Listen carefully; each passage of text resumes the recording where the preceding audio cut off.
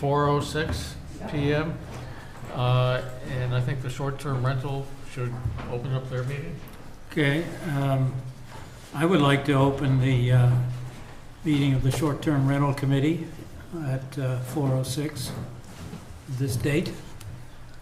Okay, so we're here today to go over the three options that the planning board and the short-term rental committee have ascertained on the short-term rental proposed bylaw structure. And basically, there are three possibilities. One, we could do basically the same draft regulation or zoning amendments that the short-term rental committee has forwarded to the planning board. Two, we could do a revised amendment to the bylaw that would be easier for the town to administer and easier for the owners of short-term rentals to comply with.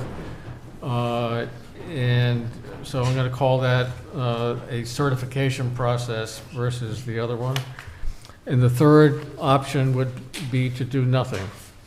So, and that is what the town administrator has suggested we do, is to do nothing at this moment and just kick the can down the road to another time because of budget constraints, that we don't have the ability to administer either one of these things without additional personnel.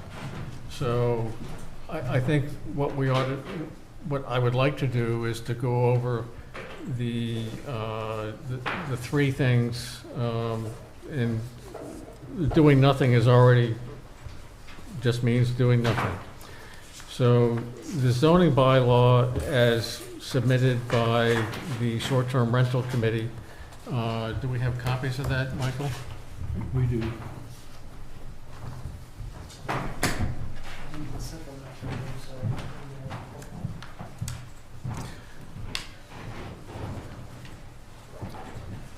And that is more or less like you have seen before, I believe. I don't think it's changed.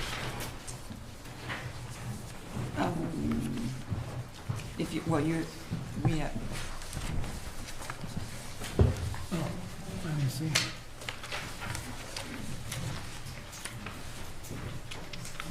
Oh, I don't have that Well, one. this is the certification process. Well, what did you Oh, call this- it? Registration office? this- Is that the one? This, it has both. Oh, okay.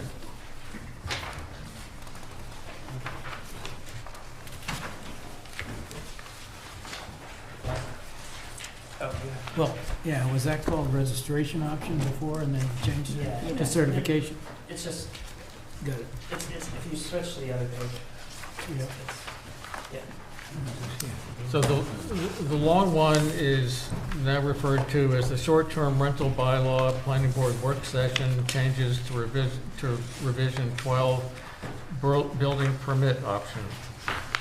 And it's practically unchanged except for who's going to administer it, and it would be the building department instead of the Board of Health. Is that correct? There's some minor revisions to who can operate a short-term rental. So the pieces that have restricted short-term rental operations to essentially only Westport residents was struck from this draft of the bylaw, instead allowing a maximum of one short-term rental permit for non-residents and a maximum of 2 short-term rental permits for residents of Westport. And there are some enhanced violation provisions in here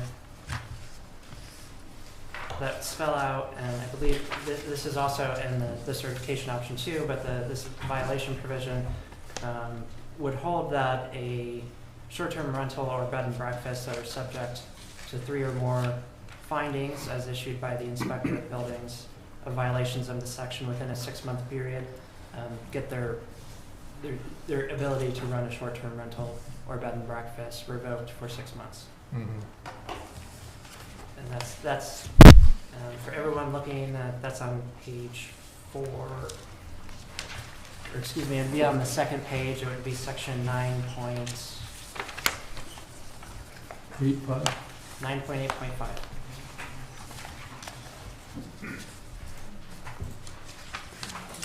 Okay, Could I ask a question? please, Sure. just to clarify, you mentioned about striking the resident part. Is there still a part, though, that talks about the requirement for a local contact? I didn't see it. Yes, that's still in this So where- version of the bylaw. where is that? It is in, I was trying to quickly look at it, I couldn't see it. 9.8.4.1 yeah, B. thank you. 4.1, what is it? 9.8.4.1 E B. B. EB. Okay. Okay, EB, okay.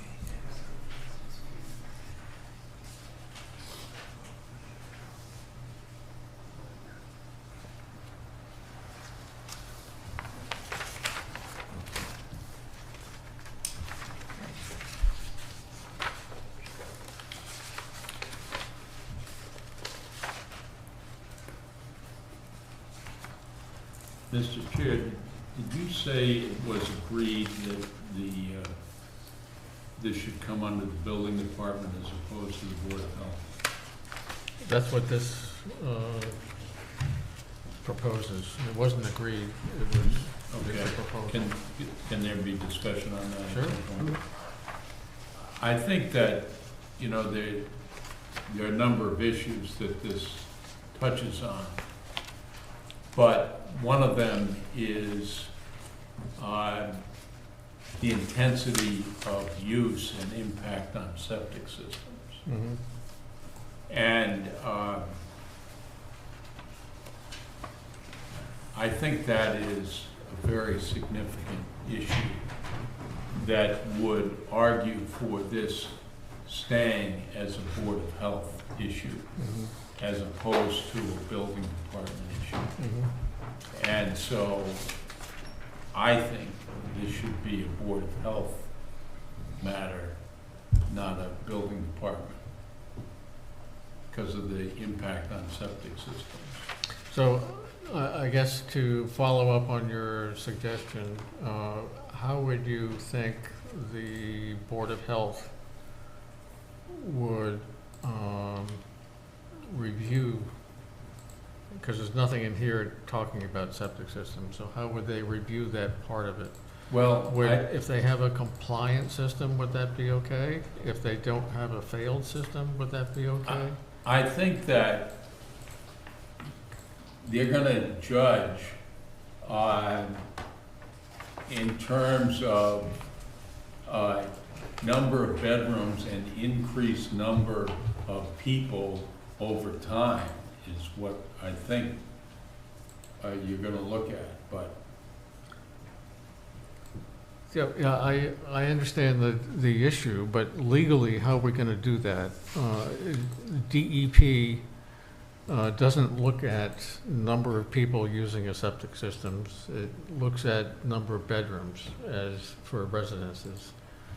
And these are residences, which we're allowing to be used for this use, but they're still residences. So if you have 3 bedrooms, that means capacity for 330 gallons per day for well, the that house. means you have a right to a house there, but does it mean you have a right to a short-term rental? No, I mean, that's what we're trying to allow now, but I don't know what you would like. I just want to understand what you would like the Board of Health to do to ascertain whether it's okay.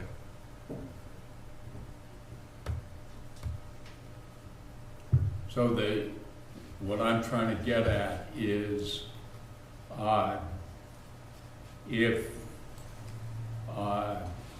everyone in an area goes from houses to short-term rentals, and you're increasing the real population by a factor of 10, that has an impact on nitrogen loading and everything else. And while you certainly have a right to the bedrooms and the housing units, you don't have a right to the short-term rentals. Right. And the Board of Health can say, well, having this nitrogen loading is one thing, having 10 times that is another thing. And so we're trying to write a bylaw that prevents problems. We're saying what we have now is fine. We want to keep what we have now. What we don't want to have is something that we've seen in other places develop. We want to nip that in the bud. And so having one thing is okay, having 10 times that is not okay. And one of the impacts is nitrogen loading. So I'm just saying, how do you get at that? And however you get at it, the Board of Health gets at it better than the building department gets at it. Can I just make a quick comment? Yeah, I understand, John, what you're getting at. I wonder, though, doesn't this bylaw, the way we've got it drafted, have a couple of provisions which would perhaps satisfy this or prevent the occurrence of having, let's say, a dozen people in a 2-bedroom house and overloading the septic system? Because if you look under the section 9.8.2.1 rental permits, it talks about the number of bedrooms for occupancy shall not exceed the residence's assessed number of bedrooms. 2 persons maximum may occupy a bedroom. So if the house is classified as a 3-bedroom house, you can only have 6 people. In other words, 2 per bedroom. And then further down here in the requirements, it does say that sort of a general catch-all provision that owners shall conform to the applicable requirements of the town of Westport pertaining to health, safety, so forth, as regulated by the Board of Health, including the Building Department, Board of Health, Conservation. So in other words, you're limited in the number of people who can occupy your house if you're renting it by this provision, and then you generally are liable for to being sure that your septic system conforms to whatever is that has to be compliable, as you mentioned, Jim. Do you think these 2 conditions would help satisfy John? Would satisfy me, I don't know. I think I start with where we are now is okay. Where things are headed is what we want to prevent. I sent a comment from a neighbor who's rented. I don't know, was that circulated to everyone?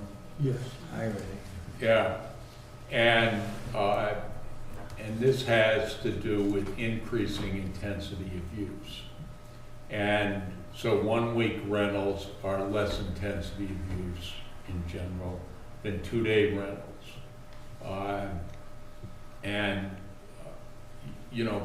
Families tend to use things less than parties tend to use things in terms of use of bathrooms and everything else that load septic systems.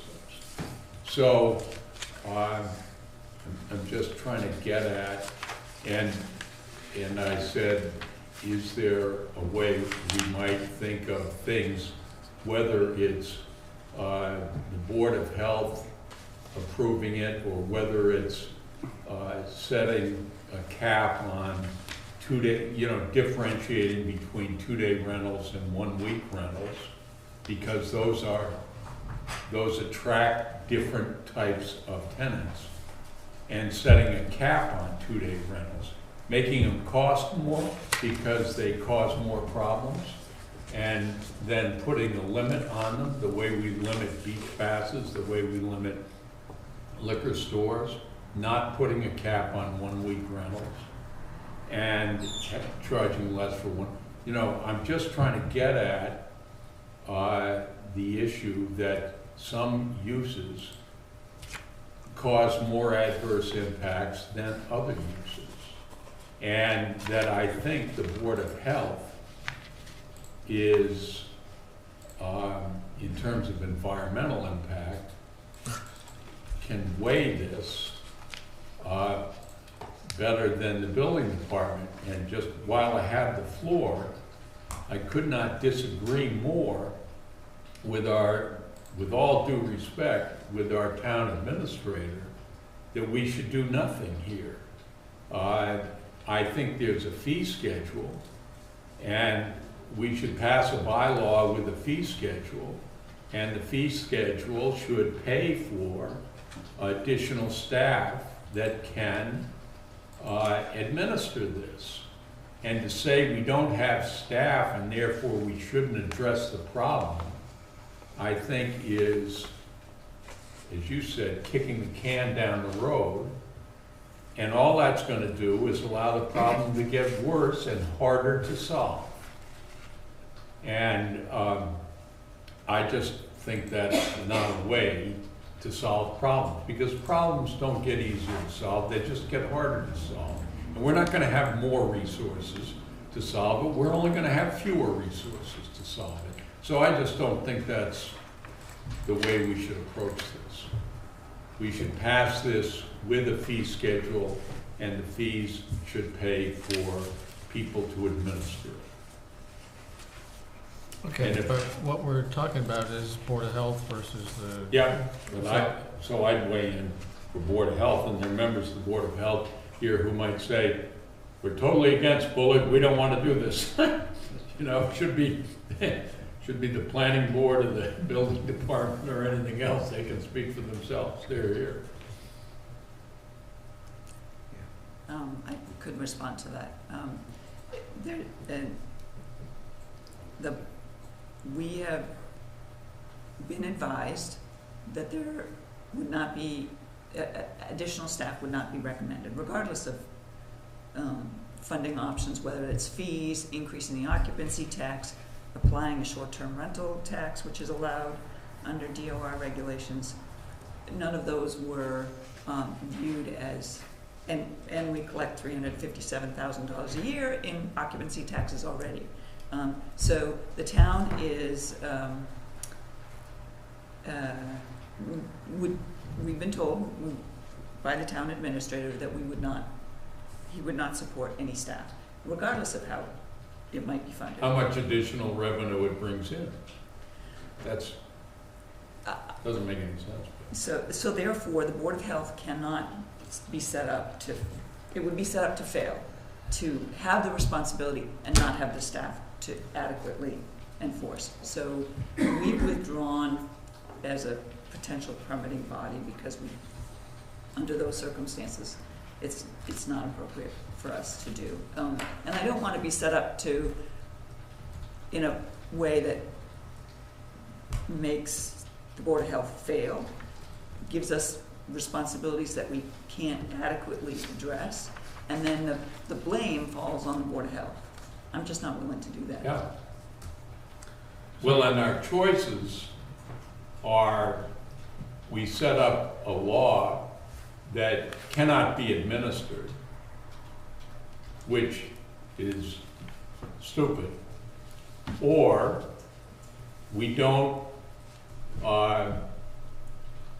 address a problem because we're going to do it next year or 5 years from now, which we're supposed to be a planning board, which is planning, which means we're not planning at all. We're just abdicating our responsibility. So, you know, So I think that's why I would be in favor of this certification process. But, Michael, we don't have the latest version here on the table. This is not what I changed.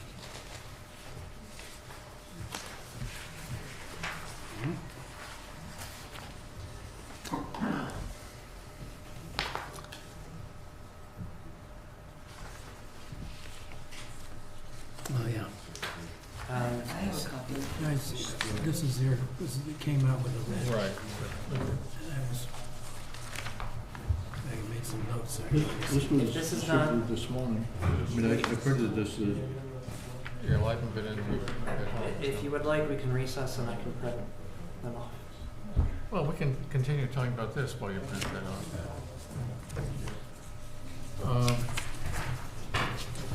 So, I don't want to get bogged down on who's going to administer it. What I want to do is see which one of these, if we're going to choose one instead of kicking the can down the road, which one? yep, okay. And so, the other issues about the original one that's been changed a bit was which owners can have these things. So, do they have to be Westport residents or not? And, That's been eliminated. that's do. well, it's not eliminated, it's just changed. So, it says in the residential agricultural district, the number of bed and breakfast and short-term rental permits granted to any entity is limited to one, a maximum of one short rental permit for a non-resident party to an LLC or trust or individual non-resident owners. The allotment of non-resident individuals shall include permits where an individual is party to an LLC or trust. Or B, a maximum of 2 short-term rental bed and breakfast permits total for residents of Westport. The allotment for Westport residents shall include permits where the individual is a party to an LLC or trust.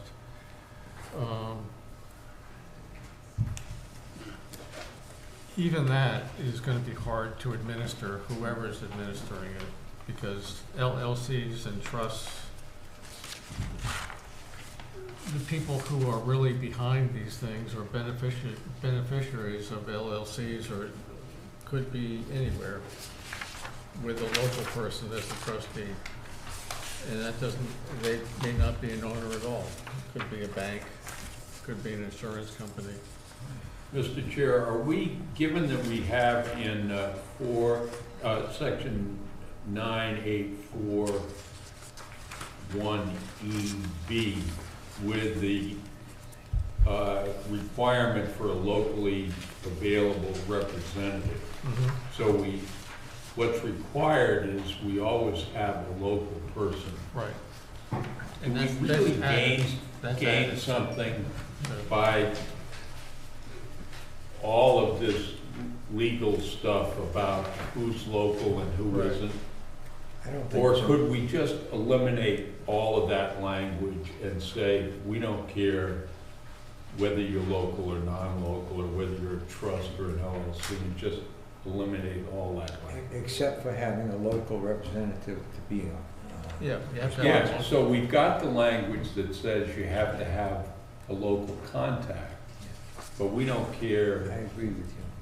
I don't care who the owners are, because it could be, right, 10 cousins who own Right. a house, and 9 of them live in the West or If England. 10 cousins owns it, we can go Yeah. eat there. Right. Yeah, just right So, I mean- across the street, right? I mean, Yeah. so it doesn't really matter, and, you know, my extended family had a little cottage, and they had 13 cousins owned it, Yeah, and it was, yeah, it'd make it a lot simpler if we just, as long as we've got, you have to have a local contact right, that we can get in touch with, then we don't care who owns it.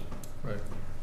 You might want to consider, and not necessarily making the distinction between Westport and non-Westport residents, but limiting the number of short-term rental permits per owner or entity, because that's maybe part of, like if an outfit comes in and starts buying up houses to convert them all to short-term rentals, they've got 5 or 6 in town, that is probably moving away from the character of what you're trying to accomplish. Well, So you might want to think The about that. problem with that, and I found this, when I was managing fisheries is that they will just create separate holding trusts. Yeah. And so it's so easy to get around a provision like that. Might take them. You'll have the 701 Main Street Trust owns this one, and the 705 Main Street Trust owns that one. Have we eliminated the possibility of not doing anything? No, I mean, that's, I mean, I think that should be one of the first things we should discuss. well, I mean, it's part of the discussion tonight is we have 3 choices. Right. This one, the shorter one, Right. or nothing. And the town administrator's recommendation is one of those, that we not do anything. I'd like to respond to that. Sure, go ahead. Because myself, I think that would be a real problem if we did nothing. Because right now, and we seem to not be talking much about that, we have a town council opinion, which is what started this whole thing, that any of those short-term rentals are currently illegal. So if we do nothing, I'm concerned even during this period of time until we get a town meeting and get something on the books. If the zoning enforcement officer receives a complaint, somebody's operating today, a short-term rental, he has to act on it. Mhm. Legally, he has to act and investigate it and so forth. If he then puts a cease and desist, now we start a significant legal trail of things happening. Right. One of which it might be go to the zoning board, might not, but more than likely would go there. We would hold up the cease and desist as being legal. The applicant then takes it to court, and a whole lot of legal expense comes into effect. So I think, for a lot of reasons, that being one, Right. I don't think it makes any sense to not do something. Okay, you can make it as restrictive as you want, as loose as you want, but I think we need to get it out of the aspect of being illegal. I agree with you. So I think we've gone over the original one quite a bit. So now I'd like to go over the alternate shorter version, which is really, Could we get some agreement on that, though, on what we just talked, so that we know whether we're even going forward? do you want to vote? Well, I mean, I don't know that even we a can vote. consensus. What are we voting on? I don't think we can vote to do nothing. I think we have to choose one of these. Yeah. And Well, I don't think voting to do nothing does anything. I mean, what's the feeling of the other people? What's the feeling? Well, I mean, to address your comment, Jerry, I agree, but I also wonder if there's a plan B here that, given the long odds of coming up with a bylaw in whatever form that everybody agrees on, and then and perhaps there are administration issues, and that gets into funding depending on what we adopt, and then getting it passed by the town meeting in April, 3 months from now, seems to me like a long shot. So I agree, we can't do nothing, but suppose we just, at the very least, proposed an amendment to the change of use and added to the use table a short-term rental, so that it makes short-term rentals legal and by right throughout all districts of the town. Well, that's what I say, you make it as. That would be a bare as liberal minimum. or as restrictive as you want to, but I think we need to make it. Well, I'm suggesting is at least if we make it legal now, we're not operating in this funny vacuum here where we know that it's just not realistic. We know that, in fact, people will be renting and are going to have been and will continue to rent. And if they're doing so and it being illegal, it makes no sense.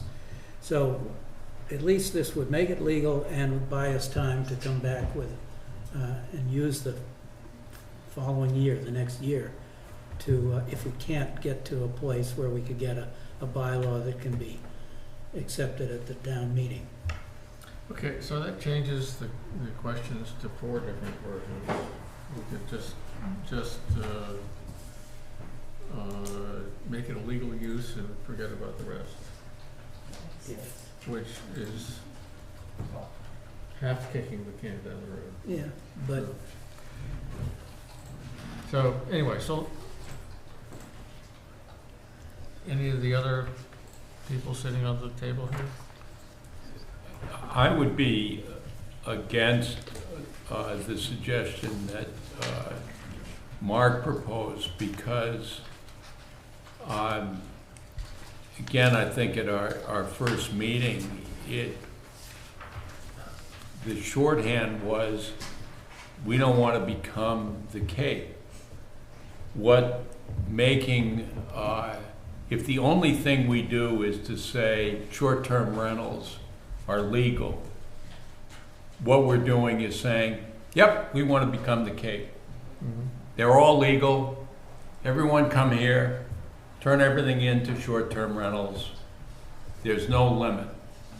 And so I think that's the opposite of what, if there were a moratorium, if there were anything that committed us to solving the problem, then I'd say, okay, that's one thing. But if you just say it's legal, then you're saying the opposite of what the tenor of that first meeting was, which is we're on the way to a problem. Will you guys solve the problem?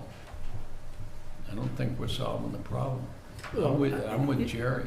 no, but John, I'm not, look, we need, I do agree we have to have something, but I'm just trying to be practical and recognize the fact if we're unable to enact something or to get something that's passed, then it seems a little foolish to ignore the fact that there's no way to stop this from happening, to send, to have all of the people who are renting and doing so illegally, as they are now currently, have that continue. Let's make it legal and give us, and if we need additional time, it doesn't mean we're gonna turn our back on it. We're just buying some more time. But I think what you've got, and I mentioned this at our last meeting, is there's a lot of work here, Mark, that you and your committee have done. And I think we need to distinguish different roles in different bodies. And the short-term rental committee and the planning board's role is to draft the best bylaw possible. And if the Board of Selectmen or the town administrator or town meeting says, well, we're not going to approve it because we don't think we have the resources to implement it or whatever, then that's their role. But we've done our job in drafting a bylaw. That's our job. They can do their job, which is to say we're not going to approve it. But we've done our job of drafting a bylaw based on what other towns have done. And it's on the table then for people to look at and react to. If we don't give them anything, then they don't have anything to learn from. Yeah, no, I'm fine with that. I guess what I was trying to say is, if it turned out that, we go through this, we come up with something, it's rejected by the, I'm should fine we with not that. have a plan B and say, okay, then therefore, let's at least take the step to add this to the table of uses. Yeah. Yeah, that could be a plan B. That's what I Or say. that could be an amendment at town meeting. Yeah, or something yeah. like that. Okay, so let's, Have a comment about process, so it's getting to be a little bit late in the game for Plan B. We need to have warrant articles ready to be submitted by the end of the month. And we would have, then if we were to go back and come up with a completely new framework, we would have to then restart a public hearing process, and we're out of time. okay, so I can work with that. So let's go over the shorter version of this, of a bylaw. And because it's short and people haven't seen it before, do people out there have a copy of this? Yes. Okay. So, myself, I think this is a much better option than the long one, because it's just a registration process. It'd be easier for the town to administer, and it gives some protections for the neighborhood, and it lays out how this is, how short-term rentals should be done. And if you start with the general requirements of 9.10.3, a short-term rental is permitted as an accessory use in accordance with section 5.1 table of use regulations and subject to the following requirements and shall not be the primary use. A, guest rooms must be provided within a legal dwelling unit in a legal bedroom, similar to the other one. B, no tenant or lessee shall let or sublet a bed and breakfast or short-term rental. C, the owner shall conform to the applicable requirements of the Massachusetts Department of Public Health, adhere to all existing rules, regulations, codes, and other federal, Commonwealth of Massachusetts, and Town of Westport requirements pertaining to health and safety as typically regulated and enforced by the Building Department, the Board of Health, Conservation Commission, Fire Department, Planning Board, and/or Board of Selectmen. If the owner/entity is not local, a responsible local entity or individual with authority to act on behalf of the owner must be listed with contact information on the application and be kept current at all times. D, dwelling units designated as affordable or otherwise income restricted that are subject to affordability covenants or are otherwise subject to housing or rental assistance under local, state, or federal programs or law may not be used as short-term rentals. Short-term rentals are for residential uses only. Commercial uses, including but not limited to event spaces or beverage promotions, are not permitted. Short-term rentals shall be for a period of at least 1 week. Sufficient parking, G, sufficient parking shall be provided on the property or strictly along the property frontage if parking is allowed on the street. H, any deviations from these requirements shall require a special permit from the Zoning Board of Appeals. And then it goes into the violation provisions, which are similar.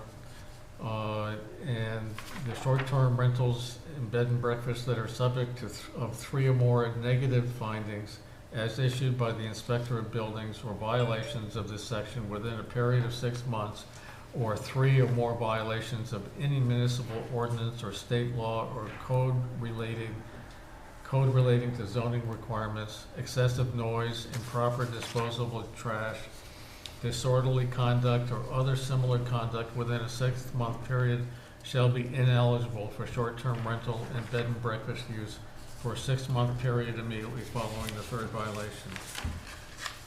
I think that this is a stronger and easier to implement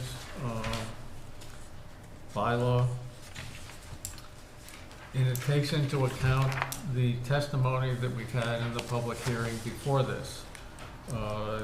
One being that, 1 week rentals are the norm for a lot of people who are doing this and have been doing this for decades.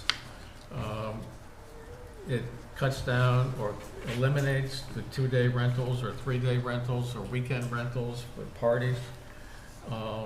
and it has a provision if you have this short-term rental application that doesn't comply strictly with this, they have the opportunity to appeal to the zoning board of appeals to get it approved.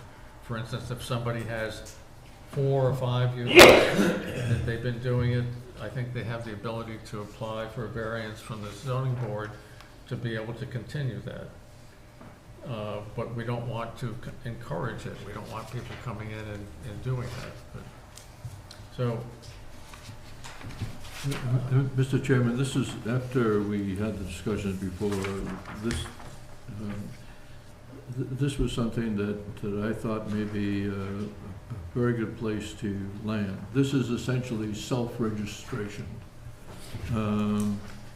There's no permit. There's a form, and it says that you are doing short-term rentals, and you just notify the building inspector in the form, the address of the property, who the owner is, and who the responsible party is, and if we could move into the 20th century, never mind the 21st century, there's something that could be done all online. But at least this is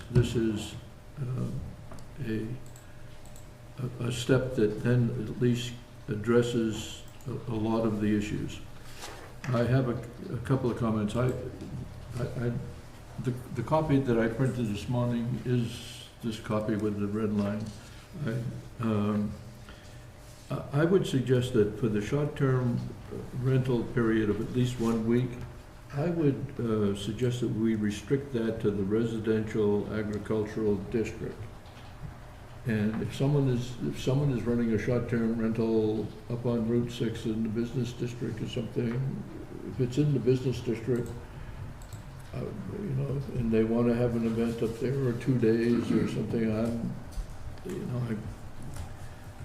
I feel differently about that than in the residential agricultural district. And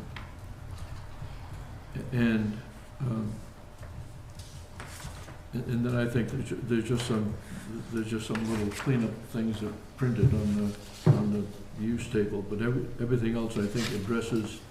This really talks about all the comments that we have received. I think it addresses it in a way that's not doing nothing, and it is simple to do.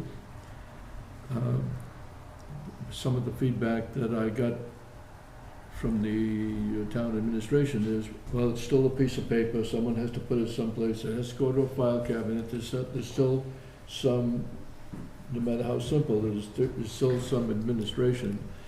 And I think if we can't record 150 pieces of paper, then we've really got some trouble.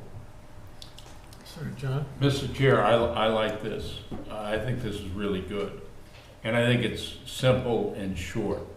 I would make one suggestion for an addition, because it is a registration. Mm-hmm. And I'll just say it first, and if others agree with it, then I'd make it into a motion.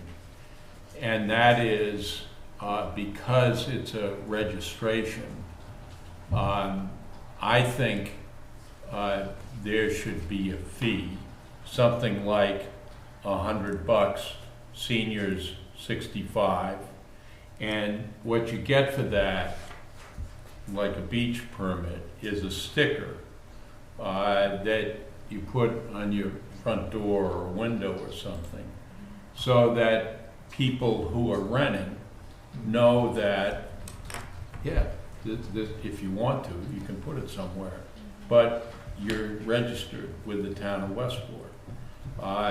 And so I do think if you're going to register, we want 100% compliance, and we want to promote that people have registered. And to do that, I think there should be a modest fee. No, I don't disagree. The question is, I'm not really keen on putting a monetary value in a bylaw, because 10 years from now, that fee is. All right. So. Well, if it doesn't go in the bylaws, it should go somewhere. A fee, Indicate a fee. there's a process in the town to Okay, We to can provide come up with fees. The planning board could provide a recommendation to the building department and the select board what that fee could be, but it's ultimately the building department who sets their own fees, and then it's approved by the okay. select board. Does So that, I don't think it would be appropriate for the planning board to codify what that fee should be. does for that, the building. does their ability to set a fee need to be in the bylaw? It does not need to be in the bylaw. Doesn't need to be, okay, fine. So you don't need to say anything like a fee can be administered by the zoning board, by the building department? No. No, I mean, in the same way for a multitude of other uses that Okay. don't specifically call out needing a Okay. fee, it's, you know, same sort of. And that should help to defray the cost. The only thing that isn't in here is how often do you need to do this? So is once in 20 years good enough? Or do you have to do it annually? Or do you have to, Yeah, like a dog tag, you have to do it annually or every Yeah, 2 years or something? I think annually, it's like yeah. getting a dump permit, or whatever it's Yeah. called. And do you have to put that in the bylaw? Yes. Yes. Yeah, like a Yeah, beach you have to- permit. Yeah. Annual, yeah. First, annual. without first registering annually in Yeah. 9.10.2. Yeah, annual Okay, registration. okay. Sonia? So I have a couple of comments. One is, you indicate the short-term rental is permitted as an accessory use and shall not be the primary use. How would you enforce that? I would suggest the only way it can be not a primary use is if it's allowed less than 180 days a year or something like that, because otherwise, how do you enforce that? Secondly, if you do a registration process, I would suggest that it requires certification that it's in compliance with. And the most important, I think, for Westport is, since we're not regulating the quality or safety or performance in any way, but at least ensure, because we've been told that there are hundreds of short-term rentals that are not registered with Department of Revenue collecting the occupancy tax. We know the town is short on money, that this certification includes that they have to register with the Department of Revenue if required and collect the Yeah. occupancy tax. So So do they get a number for that? Or does it just go on the, I don't I mean, know can that, we require, You get a piece of paper that you're supposed to have in the rental that says you But- have done what you're supposed to do. There is a number. is there a registration number on it? Okay, so we could require them to, on their application, put the registration number on. So, But Can you- this draft, as far as I can see, doesn't require them to be registered to pay the Department of Revenue. Is it in here? that's what we just said. We're going to put in there that they must be registered with the DOR. Okay, because I have a suggestion on that. The item C on the general requirements, it says that shall conform to all applicable requirements of Mass Department of Public Health and the Federal and Commonwealth of Mass and Town of Westport requirements. But then it says pertaining to health and safety as typical. Why do we have to say pertaining to health and safety as regulated by these things? I mean, they should be, if we just simply say, No qualifiers. existing rules and regulations and codes of all of these things, Yeah, I think you're right. you know, just eliminate that other part. We And that can- way, it would cover the Mass Department of We Revenue. can save some money by eliminating those words. Yeah, that's a good idea. It'll Okay. save All right, well, a millionth of a penny in. while I'm on that subject, on that paragraph, I don't like the idea on the last sentence there where it says, if the owner entity is not local, a responsible local entity or individual authority to act, blah, blah, blah, should be there. I don't think that we need that first qualifier, if the owner is not local. Because they could very well be local, but they have no ability or even interest in wanting to act as a person to respond to emergencies and You so could forth. cross out that first part. Right, I say that, That's I okay. just say that a responsible local entity needs to be available.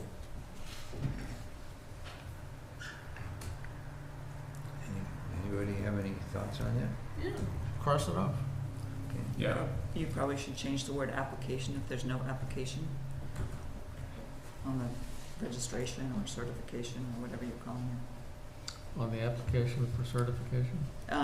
In this, you say you have to list the contact information on the application. You're not requiring an application process. Because an application can be approved or denied. You're just saying you have to register, and there's no denial of a registration. Well, on the registration form. well, if they haven't paid their tax, to take an example, or, if they're You're not checking on that. You're not doing any of that. Not You're- according to this. well, you've just made a suggestion that we do that. No, No. I suggested, because somebody has to check then. Right. And Yeah. we're saying we don't have the resources to do that. This is sort of a, low hanging fruit kind of approach. So the applicant is gonna register and certify that they're in compliance with everything. We're not checking because that requires resources, staff to check. So if you're not gonna So- call it the application, what are you gonna call it? Registration, The registration form? Sure. Where is that wording used? under C, the last sentence, the Other side. responsible local entity or individual with authority to act on behalf of the owner must be listed with contact Oh, I information see. on the I see. registration. Thank you.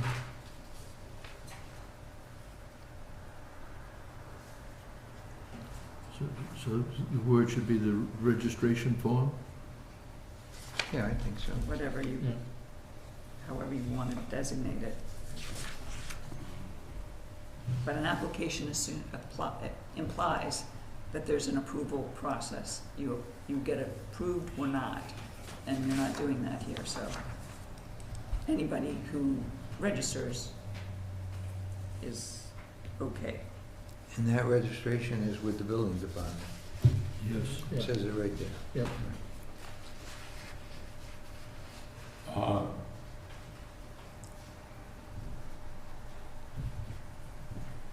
Well, just to pursue this a little bit, if someone comes in and hands in a registration, that still takes staff time.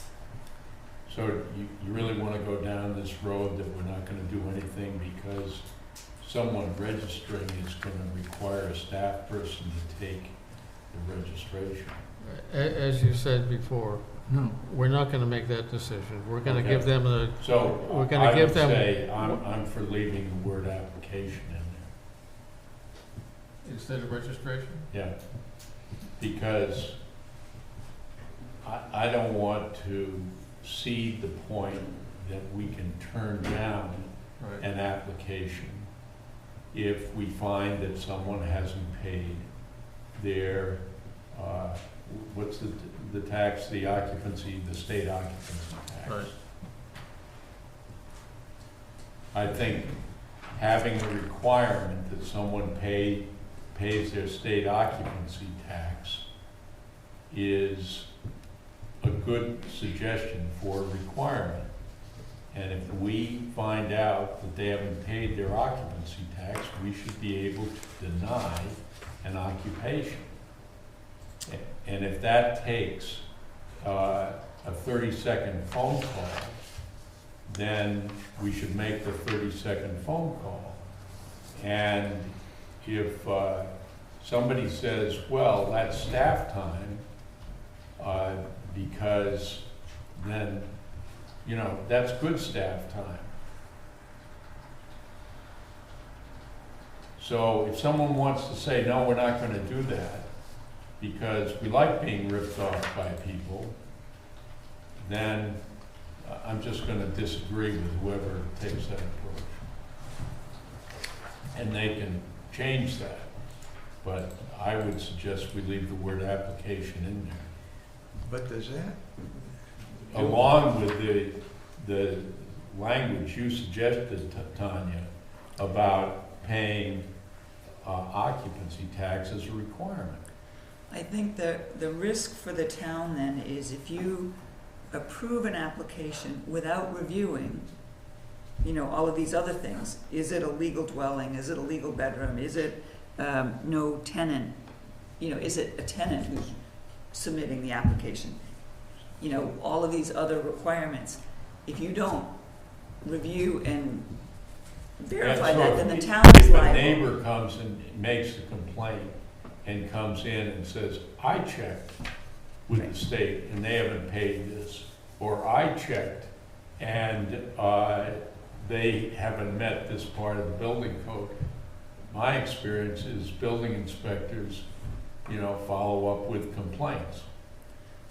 I'm just saying, I think when you say there's an application and you don't review compliance, you know, the terms of the application. So either you have an application, and if you're gonna approve it, you have some liability that Liability. you've in fact done a review. So I hear don't, what you're saying. I Yeah. think the town is not in that place.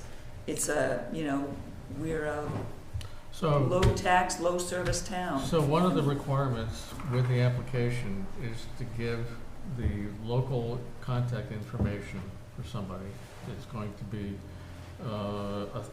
have authority to act on the owner's behalf or the owner. Right.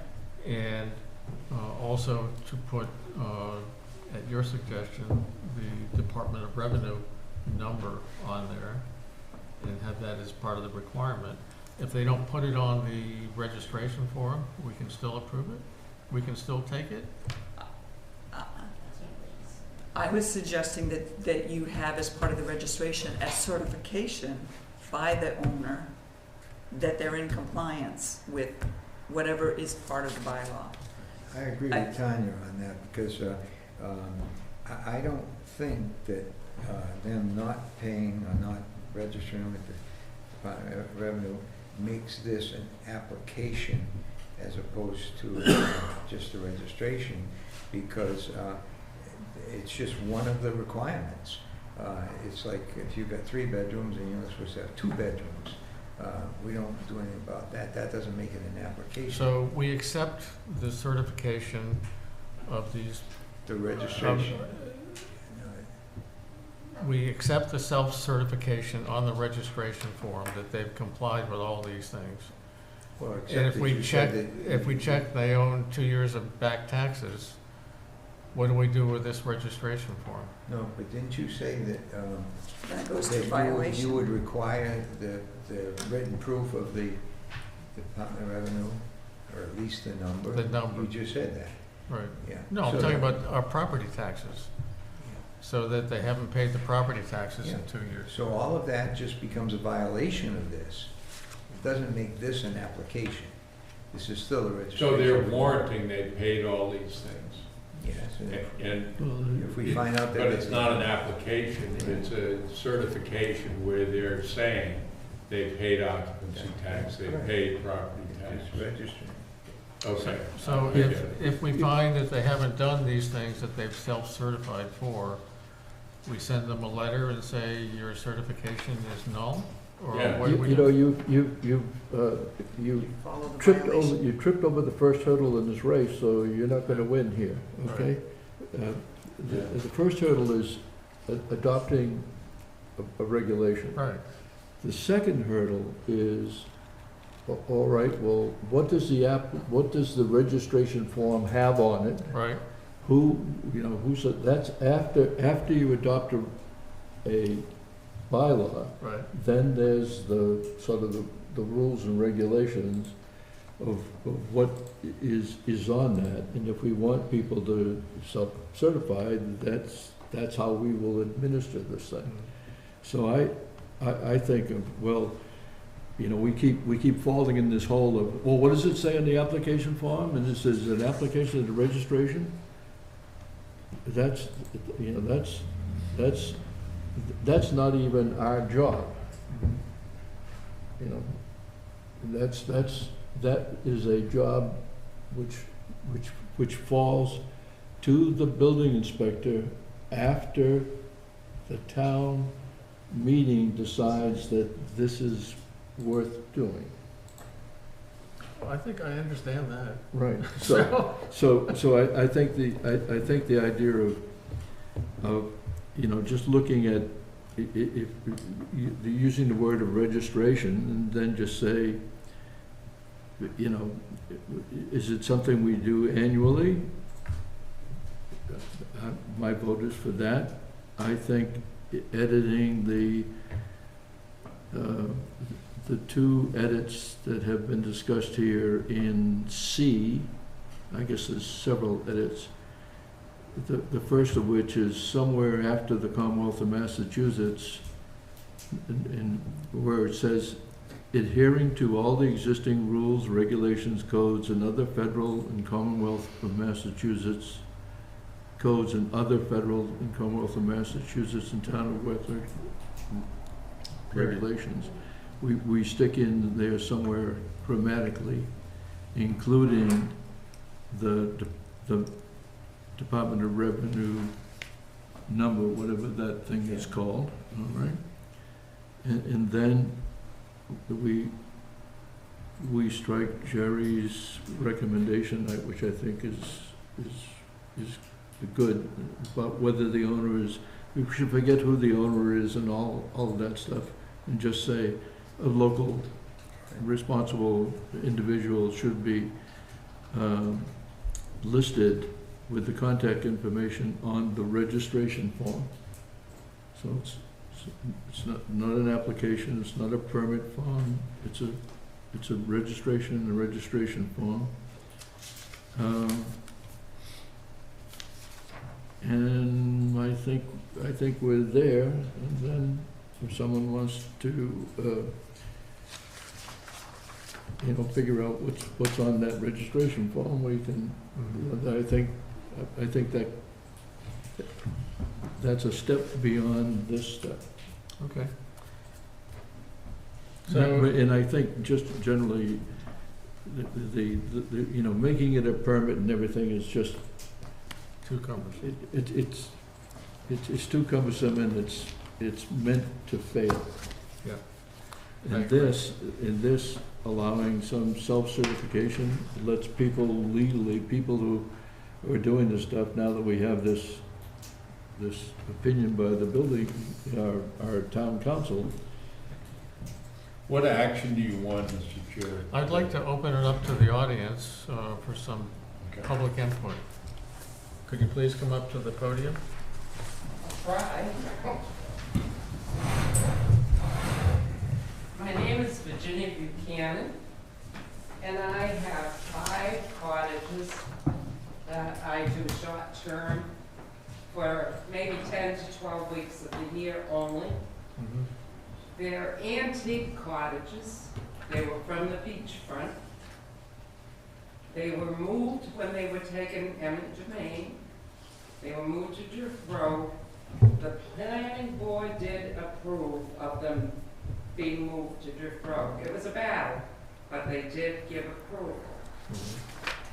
So I think they're legally there to do short-term rentals, seeing that's what they all were when they moved from the ocean front. They're 1940, 1950 cottages. There's probably not one bedroom in any of the cottages that is a legal bedroom. So there has to be some kind of grandfathered, So, I mean, they're old.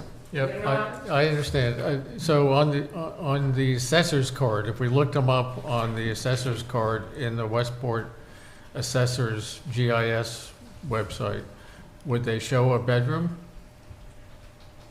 I have no idea what the assessment said. I just updated septic system and big argument over how many bedrooms there were. There was one bedroom and a bunk room. Mm-hmm. Oh, we only had one bedroom. There's no way it's only one bedroom. Mhm. It- 4 people have slept there. In fact, so there's a couch, never used usually. What's the address of your properties? I can check really quick for you. The address? It's, well, which one do you want? For the properties, I can check to see what the assessor's card says. Okay, so one is 5 Great Island View, Great Island View. yeah. But that doesn't mean that's how many bedrooms are. No, and so the question, I think, So there has to be some kind of override. I mean, I think basically this is a good thing you have here, but so at the end of here, it says, any deviations from these regulations shall require a special permit from the zoning board yeah, of the appeals. zoning board, isn't it? Is that the way you talk about bedrooms? Isn't that more building or? No, it would be not the bedrooms, but it would be whether or not you can have more than 2. So you have 5, right? So you could go to the Oh, I'm zoning, talking about They're all bedrooms. different properties. I'm talking about the different properties. Oh, well, So, yeah, I understand that, but the bedrooms is the problem I brought up, not the But there's no number. limit. there's no limit, there's no limit, so there's no But a problem. legal bedroom is described. Yeah, there's no problem here. Yeah, For well, that- I think, Well, take legal bedroom out then. I think yes. what it says, when it says must be provided within a legal dwelling within a legal bedroom, Right. she's saying it's not clear that they have legal bedrooms. I am So- sure the assessors said there's 1 bedroom at least. Could Well, I say I'm- something about that? I'm- That's- Huh? Can I just So finish, that, please? So I'm suggesting that if there is a discrepancy between how many bedrooms she believes she should be able to have Right. and what the assessor's record says, that she could come through the way to get past a deviation Right. is to get a special permit from the zoning board of Right. appeals. So there's a So mechanism. that would be, well, I didn't realize bedrooms were zoning board, but if that you say so. No, I This would is a think it would zoning be health regulation. Department or something. Michael, what does the assessor say? It says that there are 2 bedrooms. Oh, that one's right. Okay, try that. I mean, we can, I don't want to But they're detract from the undersized. public meeting, but It's it's under- fairly possible that they are listed on the assessors As they're supposed to be, Yeah. not by the legal size. Right. So, and you can talk with Michael, Okay, you know, after. well, I had to clear that up because that's a We can big work that out, problem. Yeah, okay. I'd like Thank to you. say something about Yeah. that. I wanted to say it before, but we didn't get to the public thing. On this, we're not going by this other thing, but the other area said assessed for a bedroom. And I just want to say that I would personally not want to see us say anything about assessments. The assessment cards are not correct all the time. Mhm. There's a lot of things that are not, assessors go there and they put on the assessor card what they see. That doesn't mean they're legal. That's why we put the words legal bedrooms Right. previously. So, I don't I'd see like to anything not in there. consider anything to do with assessors. So we don't say that though, right? I don't Just think, don't. say it. we don't. We say don't. Yeah. that. No. Okay. No, well, right now, I don't think. I mean, we just got this today, but I don't see it there. On the other one, Don't look at the other one, look at the No, one with right. the red here. right, on the other one, it said assess, and I was gonna talk about that. And now the other thing I want to say is, that last part, H, that you're talking about with the zoning board, I'm not certain that this is gonna pass muster with the legal counsel, but I really would like, I'd like this, if it could be done. But, you know, you got special permit, and you got special permit. Or can I say variance? You need a variance Well, from the see, zoning board? it could be a variance. Right. Variance is very difficult to get. Very, So, I Variance is a just verdict. think we need to, I mean, I'm not suggesting we get rid of this, but I think we really need to magnify. Do we it. need a different part of the zoning amendment to designate the zoning board of appeals, the special permit granting authority? Why don't you just say approval? Well, again. I don't think it's- they can give No, approval. there's special permits, but there's certain things you can do with special permits.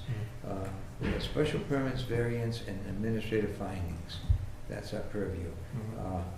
And so this here where, you know, I want, in this case, like, is it a bedroom, is it a bunk room, a bedroom?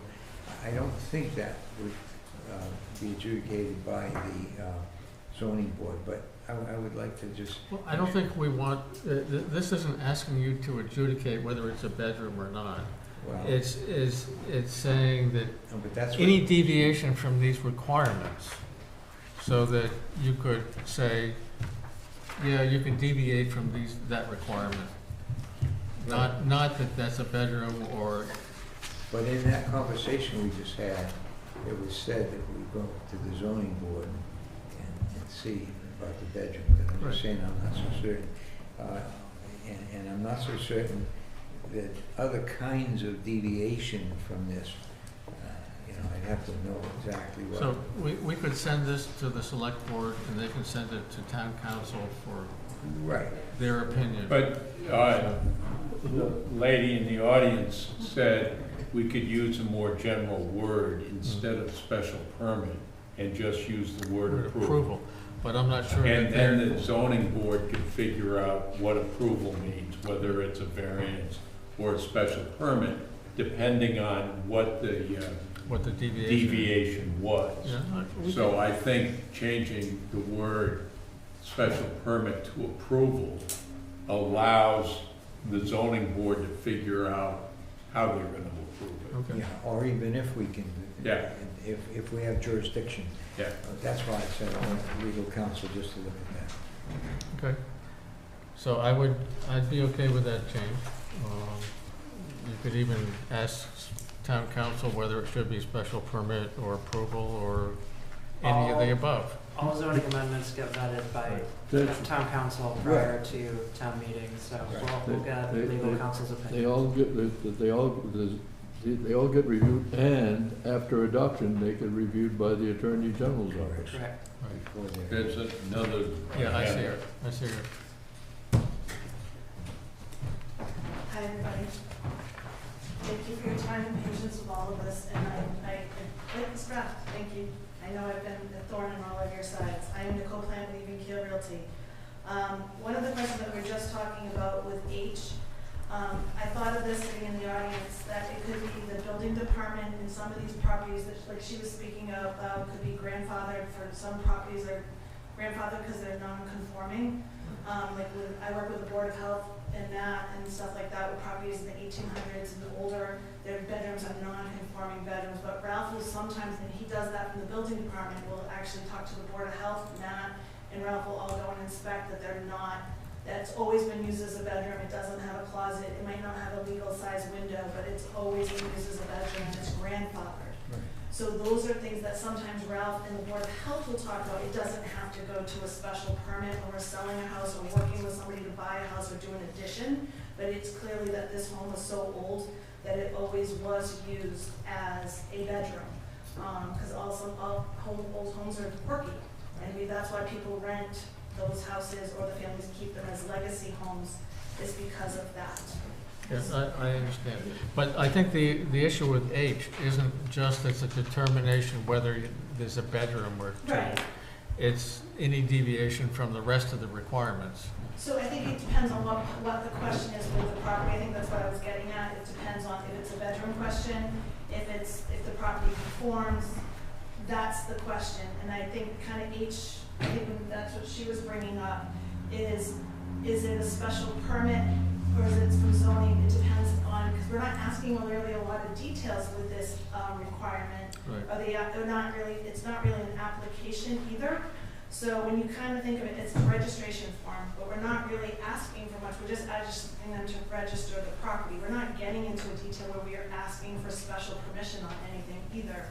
So Right. so it's kind of a vague thing to why would you ask for a special permit unless they're in violation. I guess that's kind of where I guess I'm looking at it as that. It's not legal. it's- Well- Yeah. It isn't legal as it stands. So it's just a little bit weird that you're asking for registration and then you're going for a special permit on something that, No, if it's a deviation from the requirements, for From the instance, state, the or- parking requirements. well, So it that's says adequate parking correct. or parking on the street in front of the property. And what if there's not adequate parking but they've been doing a bed and breakfast and the neighbors don't care? So And that's what- that would be a deviation from the requirements. So does that go in front of, to the neighbors vote, or we talked about at one of the meetings at planning board, did we remove the parking? That was my other question. We had talked about at one point maybe removing the parking because if, like some of these cottages, when the guests come in the summer, the people who live in these homes and they bring in their family from all over the place, they have cars from every single state in the United States here. Lee's Market it's everybody in the world is there. And it's so much fun to actually sit in my office and look at all the different license plates. So we actually have a tally sometimes. Last year we were just one state. It's so much fun to look because it's fun to see where people come from. And when you see that, but where do all these cars park? Right. Where do they park?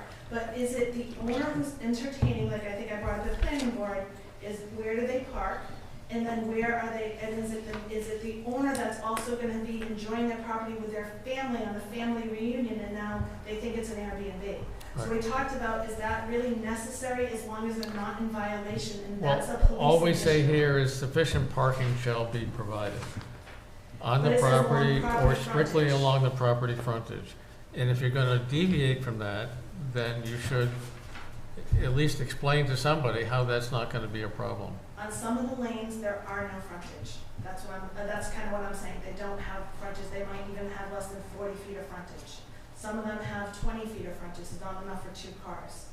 So that's why I'm kind of explaining that this could cost time and money for people if they get, and again, these little lanes and cottages have a lot of those issues. That's all I'm bringing up to the board. But don't forget, there's no policeman out there checking to see if you have adequate parking. They're not. And So- again, I just don't want to bog it down. And Okay. that's exactly it. I have a question on F. When did it change to 1 week minimum? On this That was never draft, talked about on this draft. on this draft. And I would say, why do we have to limit people to 1 week? So some people are here for short-term rentals. I understand in my office, it's a minimum of 1 week. But out of certain homes, in certain places, there's families that come in for 4 or 5 days. 2 days minimum was talked about, so it's not a transient type, it's not a hotel type move. Some people, even in the north end, when they need to visit family, there's not enough hotel rooms here in the summer. There are Airbnbs that are not on the waterfront that are here to help families, and they leave for a couple of days, they've got to clean up, they're shorter than a week. In certain areas of this town, we do not only need a week. They're not here for vacation, they're here to help with family. I would ask the board to reconsider that, because this is not only for vacation people. This is for people to visit with family. We do not have enough housing in the town to support everyone. This is for people to help other people, and we need to consider all walks of life in this. So we had a lot of input from others in the meetings and elsewhere. People stop us.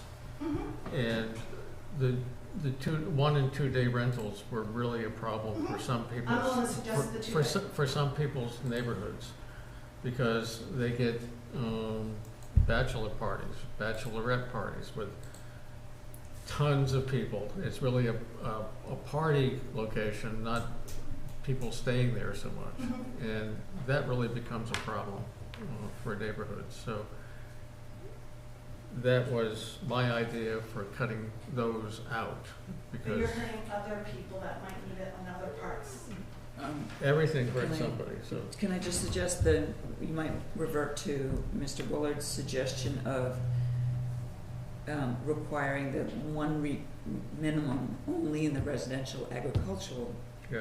district and allowing the shorter term rentals in the business and unrestricted district, because that's appropriate, or less, you know, it's, Well, we have another application to get rid of the unrestricted district and turn it into residential okay. agriculture. Whatever. So we're not gonna but there is a mention business that. district. So there are short-term rentals in the business district. Yeah.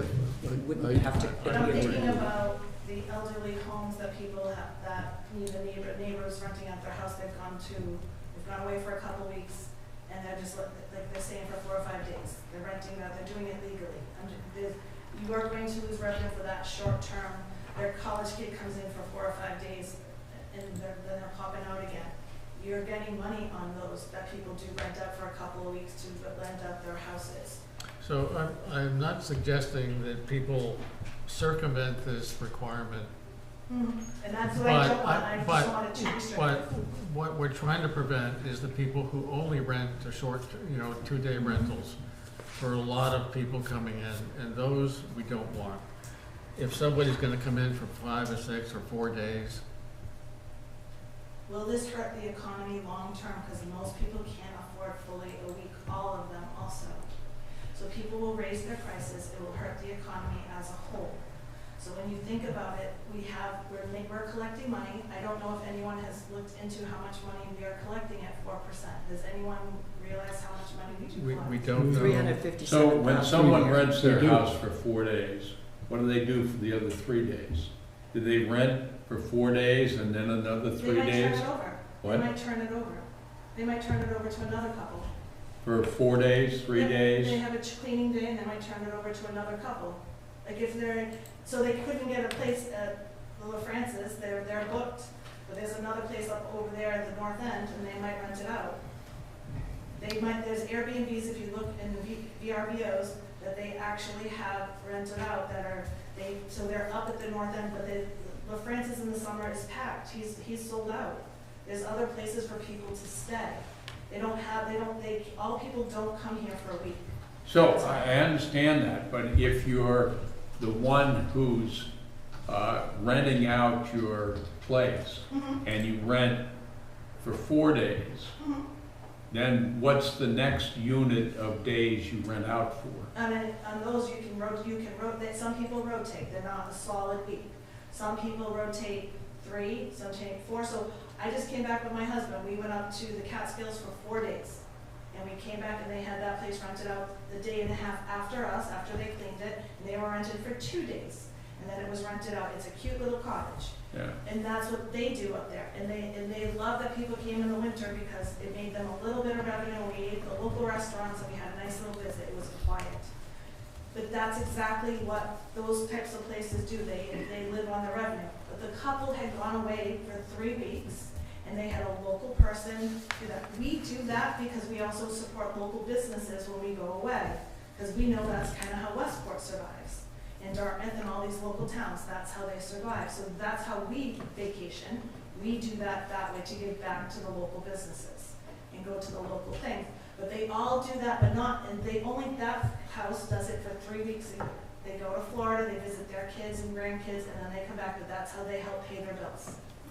They go for 3 weeks. For 3 weeks. And that they rotate who comes in and vote, and they have somebody that cleans the house in between. Yeah. So Well, that's as why- the chairman said, and as I said earlier in the meeting, it's not all, it doesn't always hold true, but when you rent for 2 days, you tend to get parties. You tend to get a lot of complaints. but not- When you rent for a week, you tend to get families, and you tend to get people who rent year after year after year, and you don't get complaints. And you also have people in here that we all have families and friends here that they come in for a special occasion. They come in for a wedding for 3 to 4 days. Now they're staying in Dartmouth. Now they're staying out of town because there's no place to stay. Because if we limit this to just a week, now where do they come in for the week? They have to rent for a whole week now, and now we're pushing them out to other places. I think economy-wise, we're thinking a little too strict So- and a so- little too controlling on private, personal property. So how would you suggest we word the I amount? like the Could 2 they day. go under deviation again? Couldn't, if somebody wanted to rent it for a 2-day, 3-day period, not the normal 1 week, could they not then also apply for a deviation? That would give someone an opportunity to say, you're not using it for parties, you're using it for, families that are coming in that need the extra. So I think it could be covered under that deviation clause.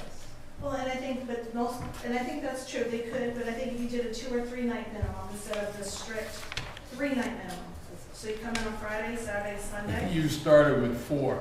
You disagree with No, it. I'm the one that brought up the 2 night minimum, gave you guys that in the first place. You disagree that 2-night minimums are more of a headache than 1-week minimums. You say everyone's fine and dandy. So I do. There aren't any 22 problems years. with anyone who rents. So the families that come in, that spend their money, so how many family weddings happen in Westport in the summer? A ton.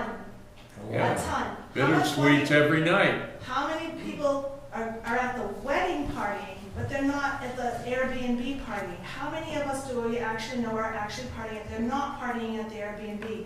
They're not. They're partying at the event. They're coming back and going to bed. So I think we are actually discriminating about how we make money in this town. We're discriminating because we don't have enough housing. You know, Why do we I hear what you're saying. We've heard you every time you come, Nicole, and we treated you respectfully. But we didn't imagine that people complaining about problems. We didn't imagine that people. We have letters, and he said. We get mail. I have a letter here that said the problem is with 2-day rentals. I live continuously next to all summer parties. And how And many I complaints said- do we have about neighbors who we can't change because they live Hey, in I have apartments? kids. I have 5 kids. I have grandkids. They come and see me. Exactly, and that's so We why do park get to up. We keep park on the personal lawn. property? We do what normal people do. Right. And we all But know, so why are we keeping have money? it. We have an obligation. We should all be able to make money by annoying our friends. We understand This that is not about concept. making money, it's about personal property rights. This is about personal property rights. Once we- Rights to annoy our friends No, it's and about the neighbors. right to That's use what your you're own talking property. about. So we allow Mr. restrictions Danner, to okay, allow I think She's restrictions. at her 5 minutes. I think the responsibility is for the planning It board is to for come. the It's- excuse decision, if it's personal property. We're done. 5 minutes. I think it's the responsibility of the planning board to weigh the interests of abutters and neighboring property owners and renters, take into account, you may choose to do the 1-week minimum in residential agricultural. That would be one way of sort of cutting the Yes. bacon a little bit. But it's ultimately up to town meeting, so I think you should just Yeah. figure out what the planning board is most comfortable with and then let it go to the select board and the town meeting.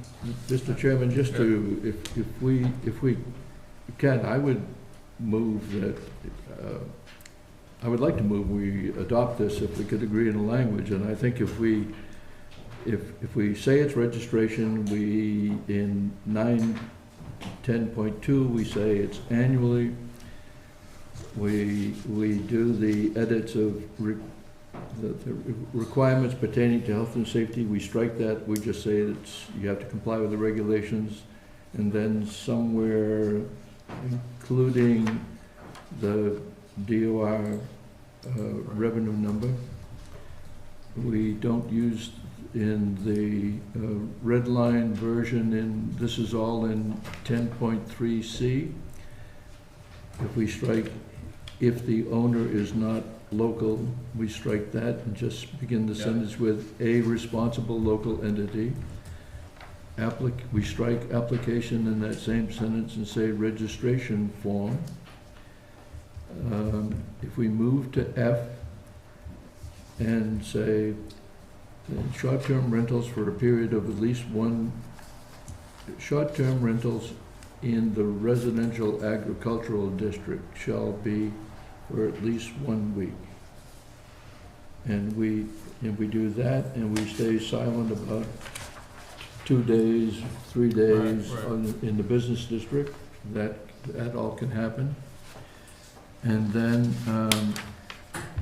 in H, we We say any deviations from these requirements shall require an approval from the zoning board of appeals. And then I would move with those edits that we recommend the board of selectmen put this as a warrant article. I would accept your motion, but I just want to hear from this one person. Second, but I know you want to hear. I'm sorry. Thank you.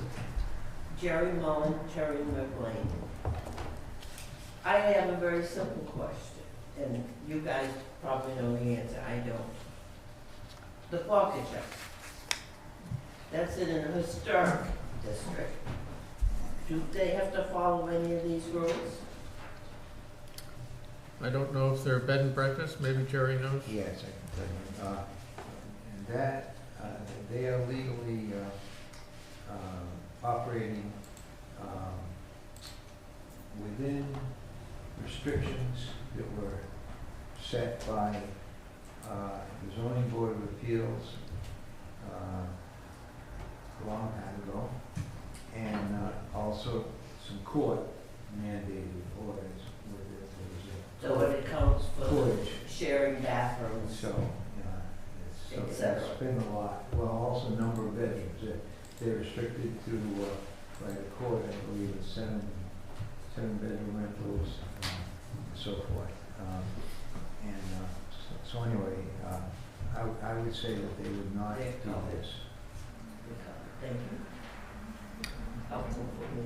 Okay, so I've accepted your motion and your second. Could I Discussion? Discussion, yeah. For the sake of getting to yes, I would be in favor of voting for this. It's a little bit like if anybody here plays golf, plays it badly like me, it's what I would call a son-in-law. And a son-in-law is, let's say you're trying to hit a ball onto the green and it misses the green, it falls short or goes to one side or the other. So you say, well, that's a son-in-law. It's not perfect, but it'll do. But my other question or comment before we vote is that, I mean, as we've said here, we're fulfilling our duty in presenting an amendment to a bylaw to the selectmen, and the selectmen may choose to deny it or turn it down. They may choose to accept it, and it goes to the town meeting. The town meeting may turn it down. So I was only trying to say, you may have misunderstood what I was getting at, John, is that, and I don't know how to get around this, but what do we, and we can have this discussion after the vote, but what do we do if we end up with no bylaw? It's turned down, not that on our part, but because it's been rejected. You know, and I was trying to think of, is there something else, is there a procedure for which, as you were saying, you can, I guess you can't stand up or can you, at a town meeting and make an amendment, but we can have this discussion after the vote. So well, I can tell you what happens, because I've lived through it a lot. The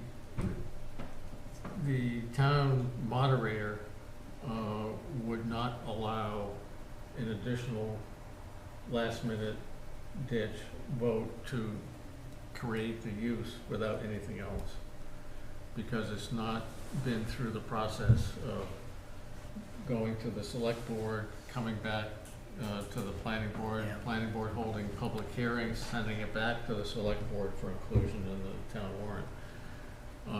And he wouldn't allow to, my understanding is, he wouldn't allow to remove everything else from this page except for the table of use. I don't think he would allow that because it'd be too big a change from what was put in the warrant. So that means then, if it is turned down, then we're in, the status quo is that all short-term rentals are illegal. You have to think positive. It's gonna pass.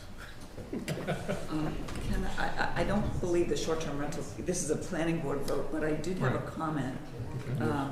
You may also, if you're proceeding with this version, this is adding a new provision that's just for short-term rentals, and the bed and breakfast provisions stay intact with no changes. Right.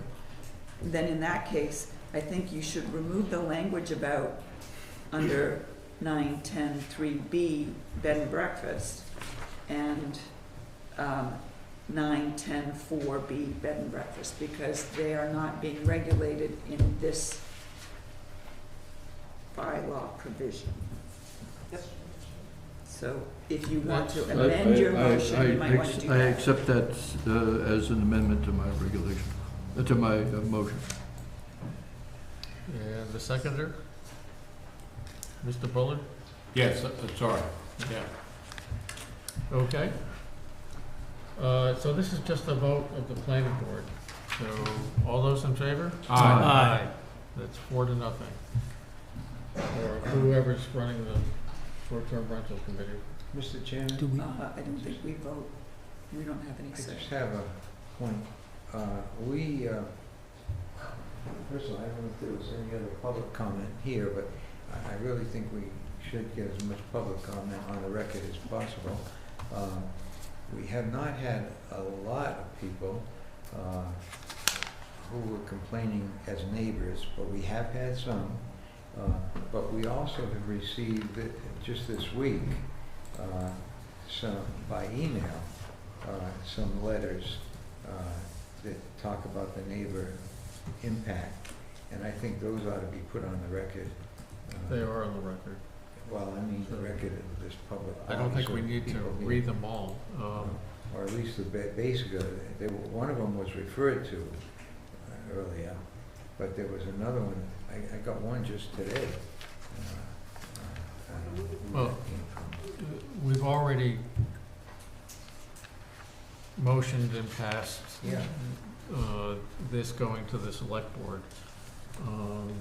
We've had a lot of public input, both privately and by letter. Mr. Chair, going back to Mark's question,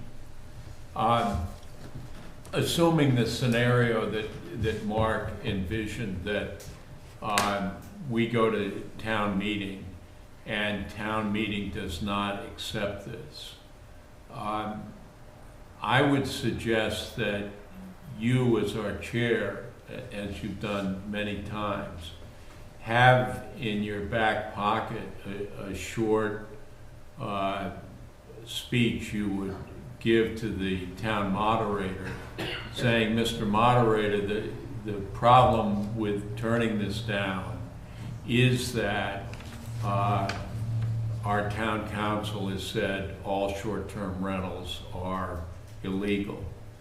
And I have a short amendment, if that's the right word, or modification, that would resolve just that problem. And that is this motion. Yeah, I don't think he would accept it, but. Well, he might not, Yeah. but if you preface it with just this simple sentence, which is a modification of what the town has just debated, would solve just that problem. Well, He might accept it. The other thing that we could do is, sitting here as the planning board, is to do an amendment to the zoning bylaw that just makes short-term rentals an allowed use. Illegal. And we could do that tonight, send it to the planning board, despite what Michael is saying, there's not enough time. No, There is. if we did it today, Yeah. because we have to get everything approved by the select board on Monday. Right. And that's their last meeting for the month. And then at the end of the month, I have to submit warrant articles, so Right. they won't be meeting again to accept Right. amendment revisions. So if we do it tonight, it can move forward, Okay, but tonight's really, Somebody Monday wanna- night is really the last. night. Somebody want to come up with that last-ditch amendment? No. Well, Are you saying an amendment to this? No, it's an No, not to amendment, this. it's to our whole zoning board. Yeah. Our zoning But- bylaws are one thing. But are you still saying this would go forward? No, I mean, if that Yes. fails, Oh, only if it failed. only if it fails. and we So would- this would go forward. We would pass over it That's because it what I'm would be redundant. So it'd be like another, either an amendment or a second one. Everything we do is an amendment to the zoning board, to the zoning bylaw. We have one zoning bylaw. I don't, I wouldn't, I don't know the answer to this question. I'm not sure if the board can have like a contingency plan built into this where, you know, there's a backup that would get presented at town meeting if this were to fail. So, I mean, on its face, it doesn't seem like it's. I disagree. I think we can have I'm willing to make a motion. I'm just trying to figure out So what I the think hell, what section it's in. what we could do is pass first, as part of this, an amendment to the zoning bylaw, not to this one, but it's additional. Instead of having the table of use in this section, you have it first, and you have a vote on that first, and then you go to this. I understand. So, So it's a separate amendment. Yeah. It's another I think- amendment. So it's the first We would need instead of to- the second. Right. Yeah, we I would think need, that, I think the board would need to amend the decision that you all just made to forward the bylaw. As the registration option, I think you would need to amend that decision to take that piece out, to change the table of uses, and send that as a Okay. separate. Yeah, I understand. All right. Do I have a motion to withdraw the approval from the last motion? Isn't it possible just to have a warrant article that says, I move that we modify the table of use regulation Oh, absolutely. 5.1 Yeah, absolutely. and add, But it's already in this one. It's just a Yeah. mechanical thing. You're trying to, you're withdrawing the motion to accept the full 2 pages of this, Yeah. and instead have a new motion which accepts The table of use the change. table of use as one separate bylaw Right. amendment, and then a Article. second Article. article that has the short-term rental adds 9.10.1 plus adds the definition. All the rest except for the change of use table. and if the first motion fails, if this fails, Oh, we don't want to do that. if this fails, then you have a bylaw that doesn't have a use table in it? Yeah, No, no. If I it think, fails, I then think you you let this stand as it is, and you have another article that this is the article you put in your back pocket, and you tell them, take this up first, they take it up. Goes up or down? It goes down. We have a then you- whole lot of. We have a whole changes. lot of zoning articles. You go to the moderator and you say, Mr. Moderator, I move, article, whatever it is, and that article says, I move the table of use regulations in section 5.1 of the zoning ordinance to add short-term rentals to the table of use. And Is as that in the listed in is the it- warrant, yeah. is that in the commercial? The table of use is in section 5, and Five? one of these would be in the residential section. Or no, this would be in, We're not gonna do the bed and actually, that breakfast one. section needs to, yeah. Bed and breakfast already listed as a commercial use. Right? No. Right, so it'd be just in the commercial section of the use table. And is short-term rentals, or we say it's an accessory residential use, does it go in the residential? Like, does after assisted living or conversion or something, do we say short-term, or room rental, boarding, not for more for, do we insert that in the residential section? It seems to me that it belongs in the residential section.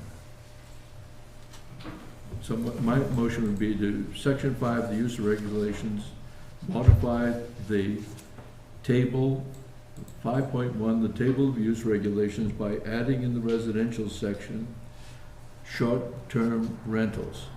And it's an allowed use in residential, business, and unrestricted district. And that's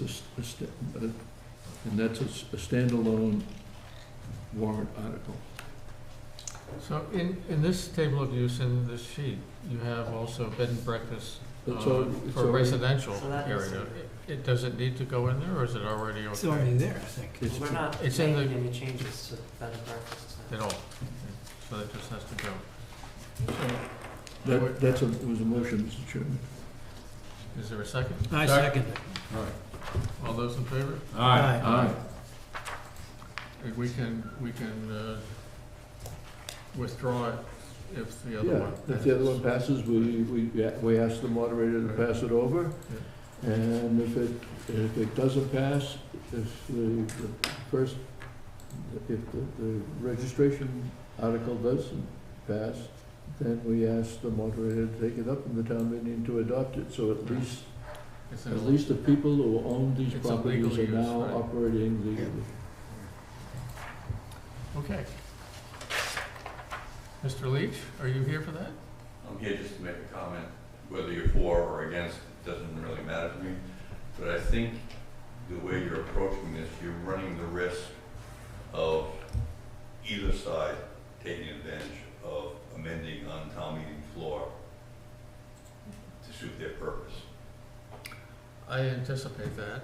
I'm sure there'll Okay, be a. so if you're all, I, because, and that could easily pass, and the intent, you know, the road to hell must pave with good intentions, and I know there's good intentions, but sometimes, you know, and then walk out of town meeting with a bylaw that no one wants, or. Well, it's always the case. Yeah, I realize that, I'm just, So- okay, so long as you're aware, that's. I'm sure there'll be a discussion of the length of the rentals, at least.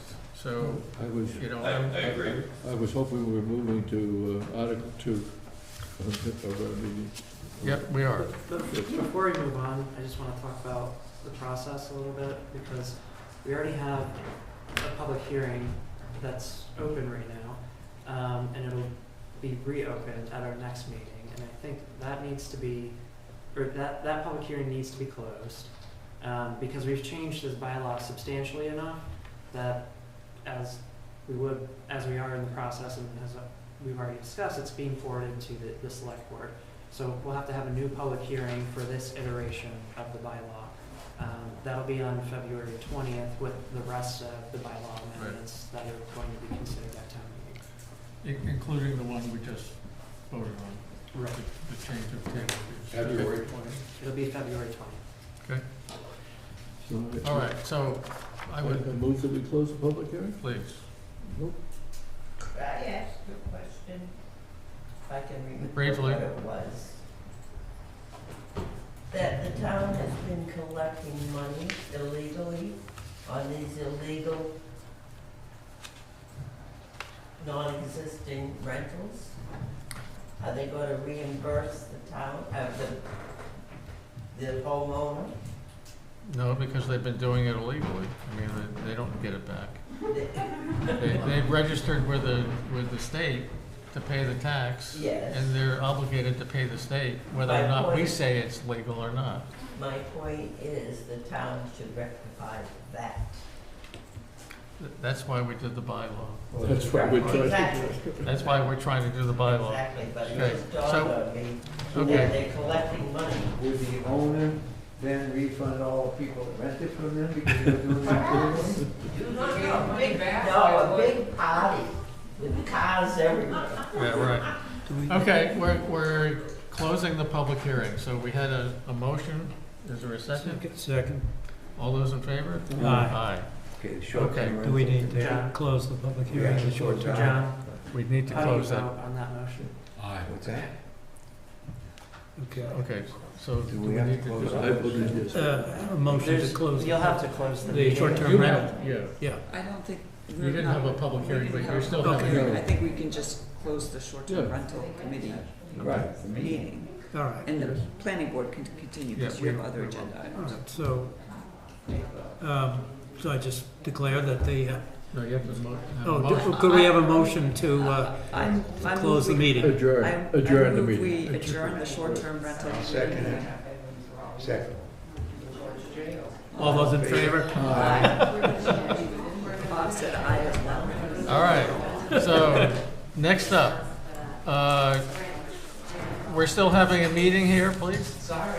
So, next up is East Beach. We're gonna have a general discussion regarding the damage to East Beach from the January 9th storm and short and Next time. long-term response. So,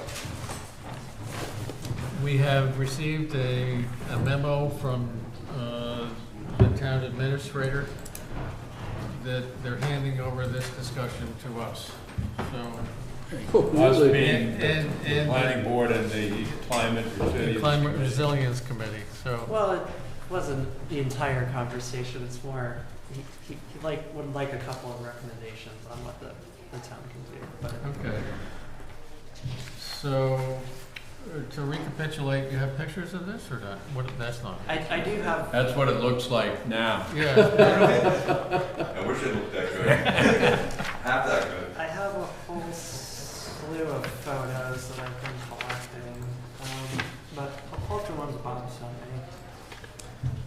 so just as a recapitulation of what the town has contemplated with East Beach over the years.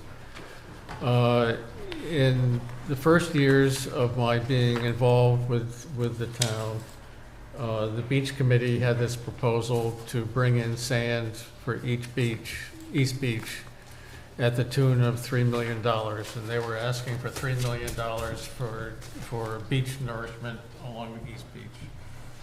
That didn't go very far. And subsequently, the town applied for a municipal vulnerability program grant to study what to do with East Beach corridor, including the road. And the outcome of that, really at our nudging, suggested that one option would be to raise the level of East Beach Road, which may protect the surges from going into crossing the road and going into the Let. It wouldn't do much to help the people on the ocean side. Subsequently, the town applied for a grant from MVP in the following year to do engineering study on what that would entail for increasing the road level or height, or and the MVP people denied our application for the grant. And in the aftermath of that denial, we asked how come, and they said they weren't going to spend money on something that's going to be underwater, and that the best course for the town, and they would probably look favorably on a grant to do so, is to study and begin the process of retreat. So leaving the area for residential use and roadways. So that's where we stand, and we've had 5 pretty terrible storms this year since September. 3 of them really did a lot of damage to the road and to the abutting properties on both sides of the road, and left a terrible mess for the town to clean up. And that's a picture. Is that looking east or west? I can't tell. That's looking to the east. To the east. Which storm was this? Was it the That most, looks like the second storm. the second one? This was the second storm. Yeah, I think that looks like the second. Or it's been down there every one. It had already been cleared once. The December storm had already been cleared. Right, and so we have out there in the water that looks like a tight tank, Pretty much. Two of them. These were tight tanks, and some of them had, they were done after Bob, 1992, in the concrete. Someone had described 1992, but after the second, the Saturday night, Sunday afternoon, it wasn't exactly at low tide, but quite low. You could see the foundations of the old houses from the early 1900s or 1800s. You could see those foundations uncovered, and all of these now all of those tanks are. Well, you can see they're below the high water mark now. They're out in the intertidal zone. And so the real question is, should the town keep on repairing this road? Does the town have an obligation to the state to maintain the egress from Horse Neck Beach? And if we're going to do anything there, what is it that we should be doing? And I know a lot of people have ideas that the town can fix it, but I don't know how you fix it. I mean, I don't know how you fix it so that you could reuse or use the places on the ocean side for anything besides the beach. So, Mr. Leach, you seem to be ready to pontificate. Yeah, I was hoping to get here early for the other hearing, but unfortunately, work gets in the way of getting a lot of things I want to get done. So I was requested to come here tonight, and Mr. Daylor and Mr. Bullitt, appreciate their efforts here. Mr. Bullitt heading the Resiliency Committee, and we've all seen, and we've talked about this at length, of what's going to happen. Whether it happens next week, next year, or next decade, or next century, we don't know. But essentially, the issue is strictly this. After Hurricane Bob, errantly, the state issued an emergency order to repair septic systems and things along that line. Well, the tight tanks were supposed to be put in only where there were septic systems, and they weren't. They were just basically a certain contractor that just went down and just plopped them in, going down left and right. So with no rhyme or reason of location, just somebody pointed, I want it here, and that's where it was. Some of these actually are in the layout of the road, oddly enough. And what you're seeing here. So there are a couple of things. We all know it's a problem. We all know we've seen this after Bob. It wasn't even as bad after Bob as it is after these storms, actually. Irene and Sandy were pretty bad. I was on the Board of Health at the time. We walked in. Most of the tight tanks that were exposed then are history. These exposed more and exposed other things, illegal septic systems, among others, drains and other types of things. And it's something that's been going on for a while. And speaking to the residents and everything, I come to you with a bunch of hats on here as a consultant, as a taxpayer, as the head of the beach committee. We have a very extensive facility way down the Horse Neck Road end that we'd like to keep, and most of that still exists. And the reason it still exists is because there's a sloping beach and not what's been happening over the last, my lifetime I should say, never mind, but the last 25 years more prevalently, of people, quote unquote, beach nourishment, pushing, leveling off an area, dumping sand, putting a trailer there, driving away to the not really meets the qualification of beach nourishment, but no one is. And what's happened is basically the crossing of the road, where it crosses the road has migrated significantly. Because there's a section of people who haven't done anything, and then there's a section who have raised there 3 or 4 feet. At one time you drove down East Beach Road and it was level. Now you drove down the last couple of years and you were looking up the trailers. And that's where the problem comes in, where across here, over near these two residents. These are the last 2 residents on the road. Yep. This house that's off the picture and the one across the street. There's no other permanent, quote unquote, residences from that point going towards Horse Neck Road.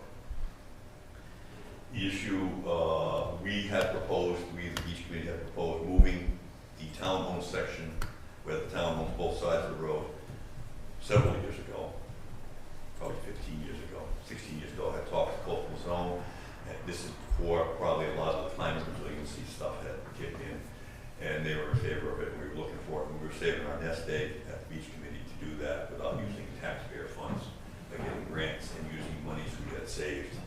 And we have about $300,000, I think, we're anticipating to basically move the road, raise it, put in extensive culvert things to release some of the pressure should the waves come up and over, and create a facility that basically everybody's parking on the south side for the town beach. There's 1,800 feet of town beach there, which is not the greatest beach in the world, but people like it because it's a place where you can pull, get a chair out of your car, you don't have to walk 1,500 feet from the Cherry-Way parking lot out to Cherry-Way Beach.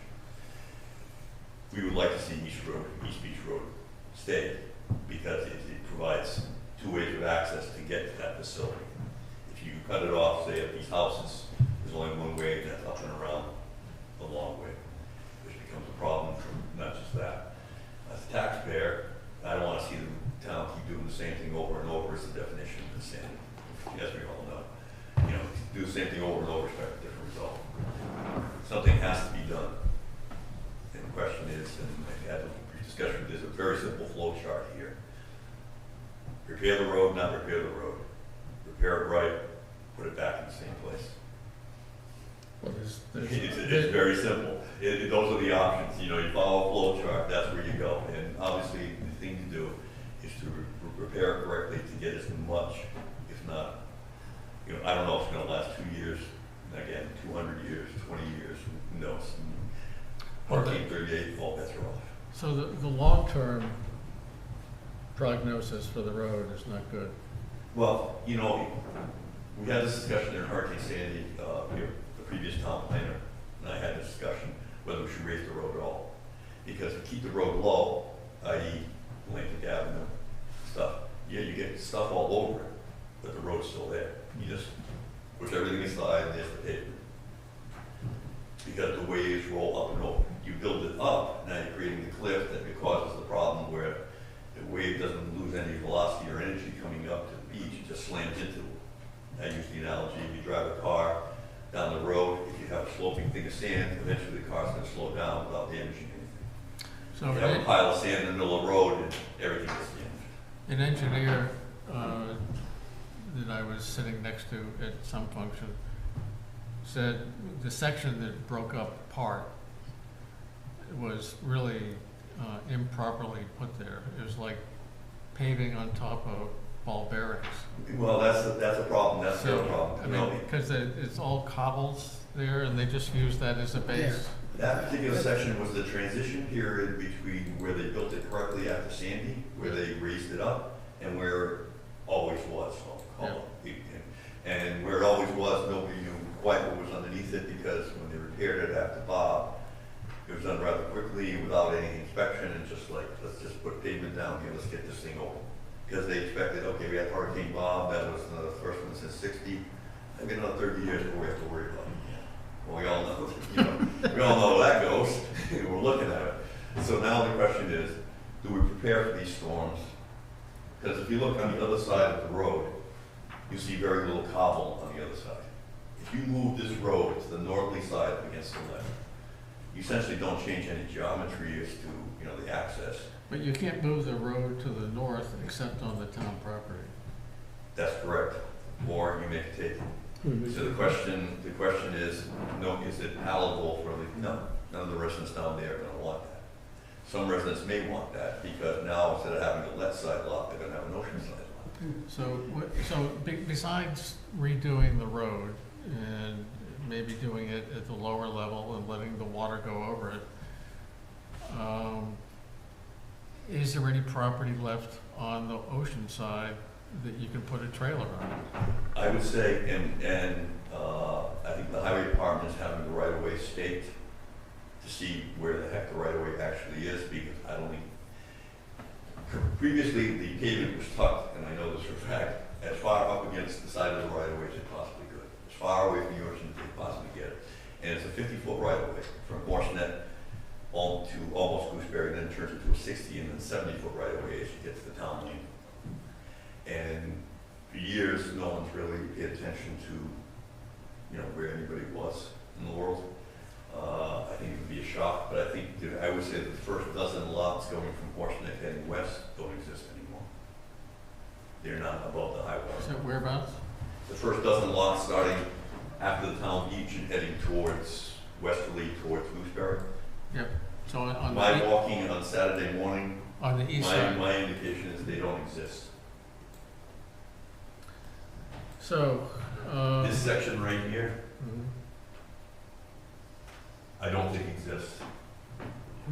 There is nothing above the high water mark, or if there is, it's probably, you can get a bicycle there and park it. And I agree, the wash line looks like it's almost at the road.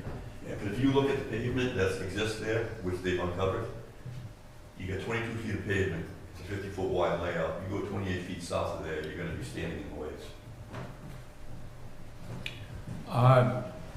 I think, Sean, first of all, I respect your expertise and your sense of history, whether you're talking about walls or whatever you're talking about. I learn from you every time you open your mouth. And I think the answer to this is going to be found if we stay away from absolute solutions. And if we also realize that there are probably precedents for everything, and if we also look 50 years out or 75 years out and 75 years back, because we have taken property before, after the 38 hurricane, so it's not as if we haven't done that before. And if we look 75 years in the future, there probably aren't going to be any privately owned lots here. So the question is, what's the best thing now? How do we get there? And I wonder, it's just mid-January, we've only had 4 storms. None of them are hurricanes. These are just little middle-of-the-road storms that we have every winter. These are just little storms. These aren't even major nor'easters. These are sou'easters. And we're not even partway through the winter, maybe partway through the winter. And so I wonder, you know, I've only been in Westport now 12 years, but in Westport, you're used to taking half a day to get from one end of Westport to the other, right? When you can throw a stone from where you are to where you want to be, and it still takes 3 hours to get there by car. Whether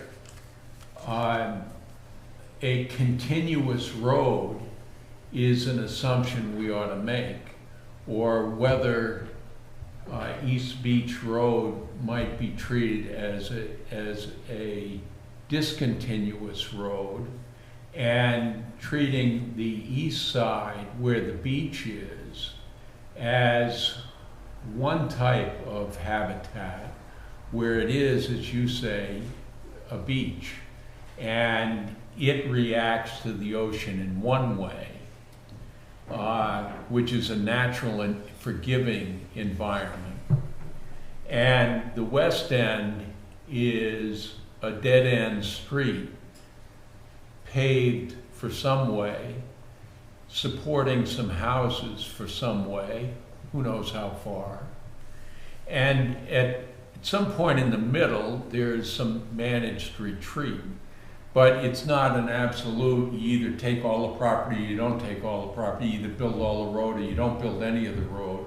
But maybe there's something in between, where some of it's a natural system, a beach that, as you say, somebody takes their chair out of their car and enjoys the sunset, which people do. It's a wonderful environment. And some people do as they've done for, I don't know, decades and decades and decades, and bring their trailer. But there's both of those things, there's just not all of it. And we've got to find the money, because anyone who used to own a trailer lot at some point isn't, because the ocean is taking it. And they may have already taken it, as you pointed out, or they may take it in March, or they may take it 5 years from now, but the ocean is taking it. That's a certainty. And, you know, Mother Nature always bats last and always bats 1,000. And Mother Nature is taking those lots. Sooner or later.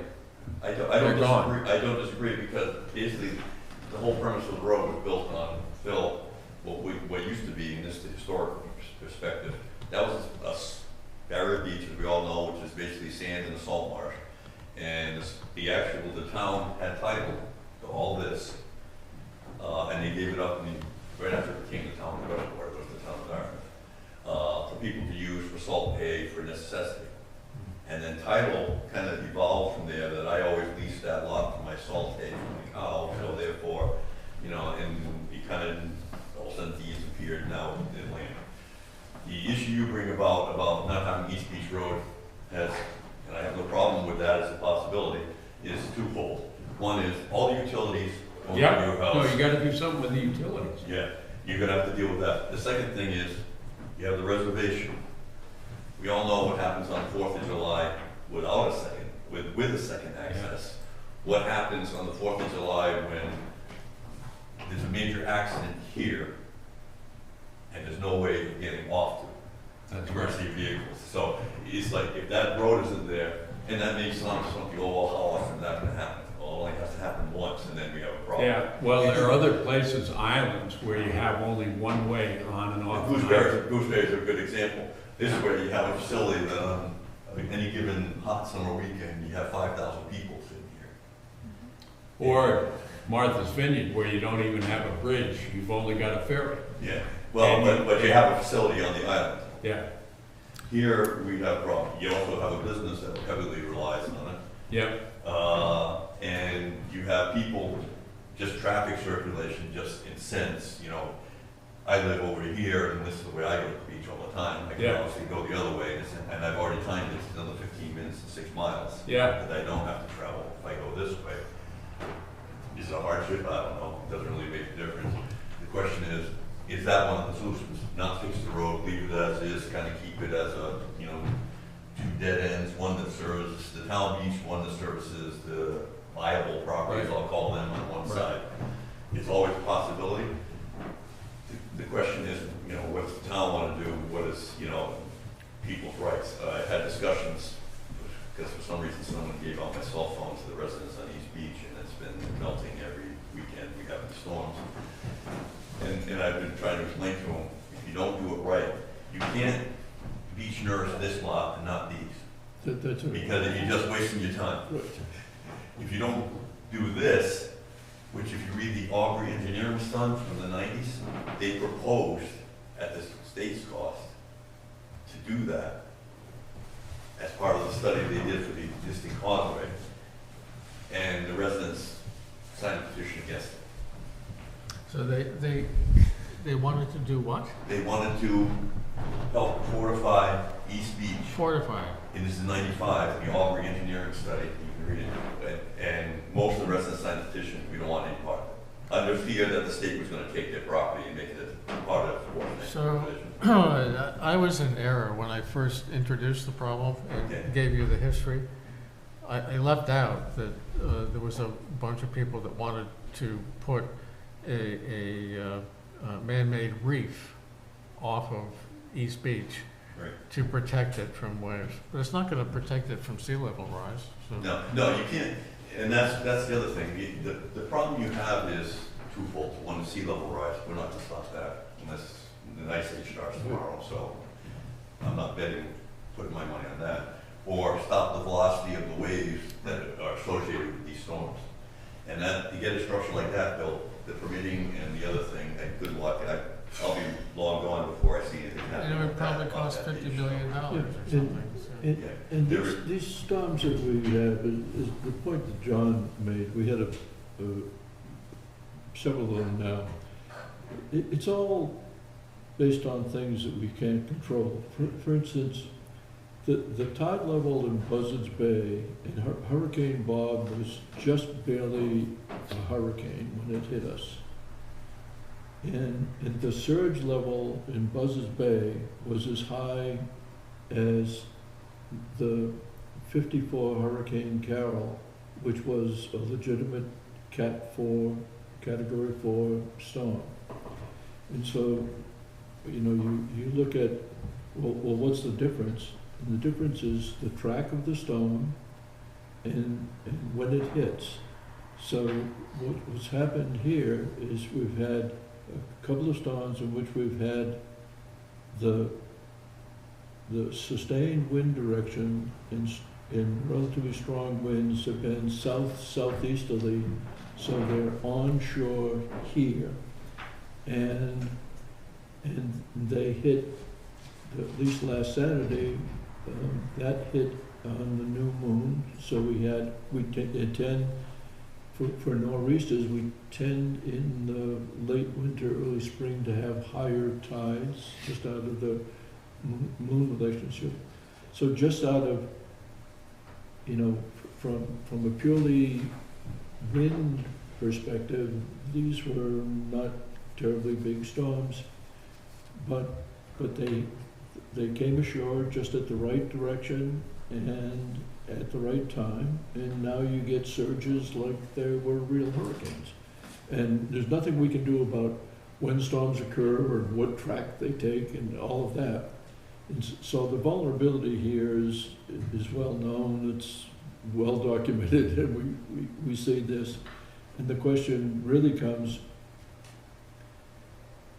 you know, there's the big question of use, but the question for the town of, do we put the road back? Do we make it like West Beach Road running through the reservation and it's used primarily for, you know, it's passable, but we don't try to make it a sustainable road. We don't try to, we make it generally as a road that passes through, and eventually maybe we abandon it and it becomes a Jeep road or a bike road or something, and there's two big town parking lots. And I'm assuming this at some date will become a public beach. You know, the whole thing will be a part of the reservation. But you know, the other complexity is you know, what will DEP let us do?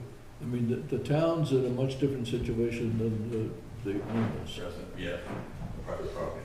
The private property owners. And the private property owners would have to work collectively, because you can't check aboard beach nourishment. You can't have, as soon as you say, well, I don't want my lot raised, and the other people raise their lots, then you've just created the path for the storm. Well, that's what's been happening over years, Right. 25 years. And you see the results is, the water knows it's easier to run over, you know, at the low spot. So, you know, I think some people may have, out of this storm, or this train of storms, have lost anything in the property. But for us, you know, we can't keep plowing the stone up.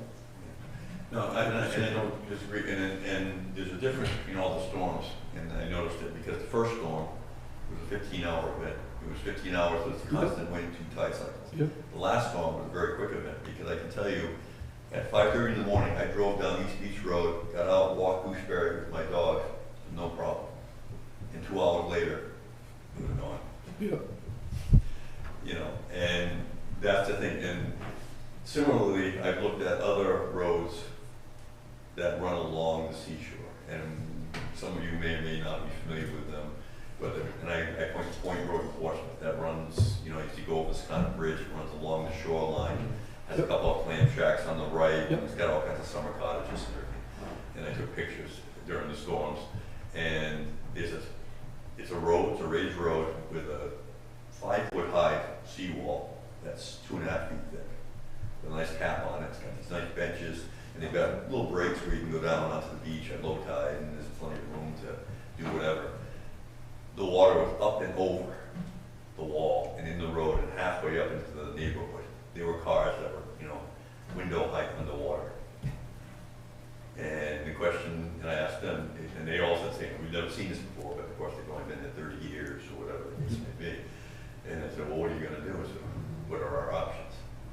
And that's, it comes down to what are our options and what does the town want to do? Because I would say that the 2 million, I think it was 2.7 million we asked for beach nourishment way back, we probably spent that and more clearing the road, doing the thing, repaving things, and doing it all over again.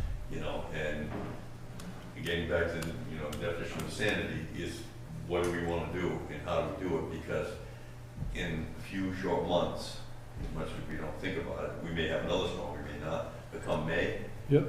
if that road isn't open and passable and things like, that's when it's going to hit the fan. There's going to be lawsuits flying at lawyers, and I'm trying to avoid that as much as possible. I'm asking the town, I have no authority as the beach committee, but I'm asking, just get a plan in place, either temporary and then long-term very quickly. And it may not be palatable again for anybody or everybody. But it's gotta be done because we all know it happened once last year, December. We saw the same thing. Yep. We have short-term memories, nothing happens, no hurricanes, everything's great for all summer, and now here we are. And, So what I see is the issue, what do we do short-term versus long-term plan? We have to decide long-term what we're gonna do, but what are we gonna do short-term? well, right now you can drive And- over. Yeah, I know, but that, I'm But- talking about with the trailers coming back and all that stuff. I mean, it seems to me we should, you know, say, okay, you wanna come back, it's a trailer only, it's like bringing your trailer to the state campground. And no sheds, no tight tanks, no any of that other stuff. Because that, I mean, how much did we spend in trying to clean that stuff up off? That's what I'm saying, you know, the Board of Health, my understanding, has drafted letters on the ocean side, no more tight tanks, all self-contained. So that's part of the problem. Well, if you just take that statement, the problem there is everything that's man-made, right? And engineering is the problem with all shorelines. Yes. That's been, You that's can- the you book. cannot- And so if you want to take the long term, you get rid of everything that's man-made. And that it could still be a beautiful place for the public. And no septic systems, no pipes. As you said, Sean, you gotta deal with, okay, what do we do with the power lines and everything else? It's gotta be rerouted, all of that stuff. The problem is, where do you get the money to acquire? Where do you reroute the power? How do you do all of that? And how do you provide access? Is it a crushed dirt road? How do you solve that problem? But once you do, you have a long-term solution, because then the waves just go over and the sand moves, and, you know, just like there's no problem on Horseneck, there's no problem on Baker's, there's no problem, yeah, Not yet. there will be with the dunes, but it's a lot more resilient if you figure out how you get to that. There's all kinds of problems politically, there's all kinds of problems legally, there's all kinds of problems financially, but if you get to that solution, that is a long-term solution. If you build back the road, if you build back the infrastructure, the pads and everything else, we're just going to see more and more of these pictures. You know, I agree with you 100%. And I 8 can times tell a you- winter. Yeah, and I can tell you, this is why a short-term and long-term plan, so people can plan, whether you own the lots, whether you rent, whatever goes on there. And this is one of the short-term rental issues that I think haven't been addressed, but anyway. Anything you do on this beach, Gooseberry Island, I was out on Gooseberry Island after all the storms. First storm, there were boulders the size of the table that came off the causeway, and when it got pushed 30 feet down the causeway. That was a powerful storm, that was more wind and waves than tide. But the parking lot, a couple of pieces of seaweed, not a thing. And that's just as high as the East Beach Road. And the reasoning being, all the sand, there's a 500 feet of sand coming out here that slows everything down. If you let nature do what it wants to do, it will do it, and everything will be not in equilibrium, your hurricane, all bets are off. But it would be a great improvement. And we as the engineers, as people, as the town, are letting it screw up, basically. And until that happens, because this section of beach, where there is a long, before you get to the high water mark, it's still the same as it was before the storm. Well, Mr. Chair, I think it would be helpful if we had a meeting with Senator Rodericks and Rep. Schmidt. I mean, this is bad, but I get all of the fish news, you know. Maine's infrastructure in terms of fishing is gone. We're not the only people to suffer. This wiped out an awful lot of infrastructure everywhere. And, but I think if we talk to our folks, Mike and Paul, about, is this another kick the can down the road? The way I think about things is it's always important when trying to figure out how to deal with a problem is to figure out, is the problem getting worse or getting better? If it's getting better, then time's on your side. If it's getting worse, then time is not on your side. It's pretty obvious here, it's getting worse, so time isn't on your side. So if we wait till next year, it'll just, you know, whatever money we spend on East Beach Road is money right down the drain. Well, it's even if you have the same storms next year, starting where we are now, it's going to be more destructive to the And whole more strip, costly. and more costly. And so I was in a meeting with Courtney Rocca, who is the Southeastern Regional Coordinator MVP. for MVP. And I mentioned that one of the avenues we might have here is retreat, as they had told us to do. She said, please apply for an applicant for a grant. We will help you pay for it. And we'll help you pay for it. That's where I'm pushing that again for a couple of reasons. Obviously, because I'm sick of seeing this, but also because without a second facility or any other facility, and let alone, you know, leaving out discussion of what happened to Cherry and Webb Beach in these storms, that there won't be a town beach. Yeah. And a lot of us, you know, and most of the people who buy and are here, yes, everybody calls it the biggest recreational and jewel in the town of Westport are the beaches here. So, Without those, That's right. there's another problem. so I have another idea, Yeah. and I'm sure it'll fly. So, Horseneck Beach has these various parking lot sections. They don't use them except for one until it's 4th of July, right? So if they want egress along East Beach, we'll swap them. The one beach for the road.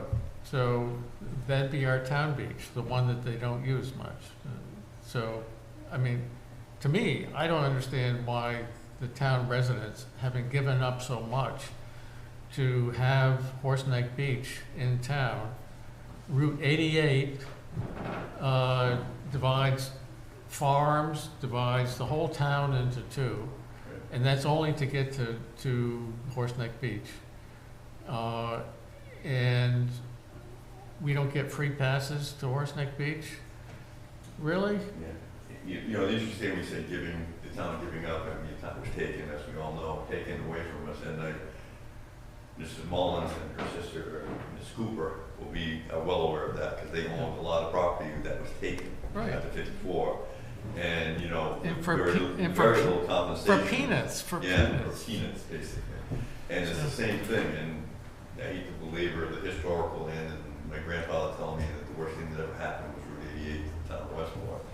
You know, but with the They- same they- kind of thing, he's like. They nobody owe can- us.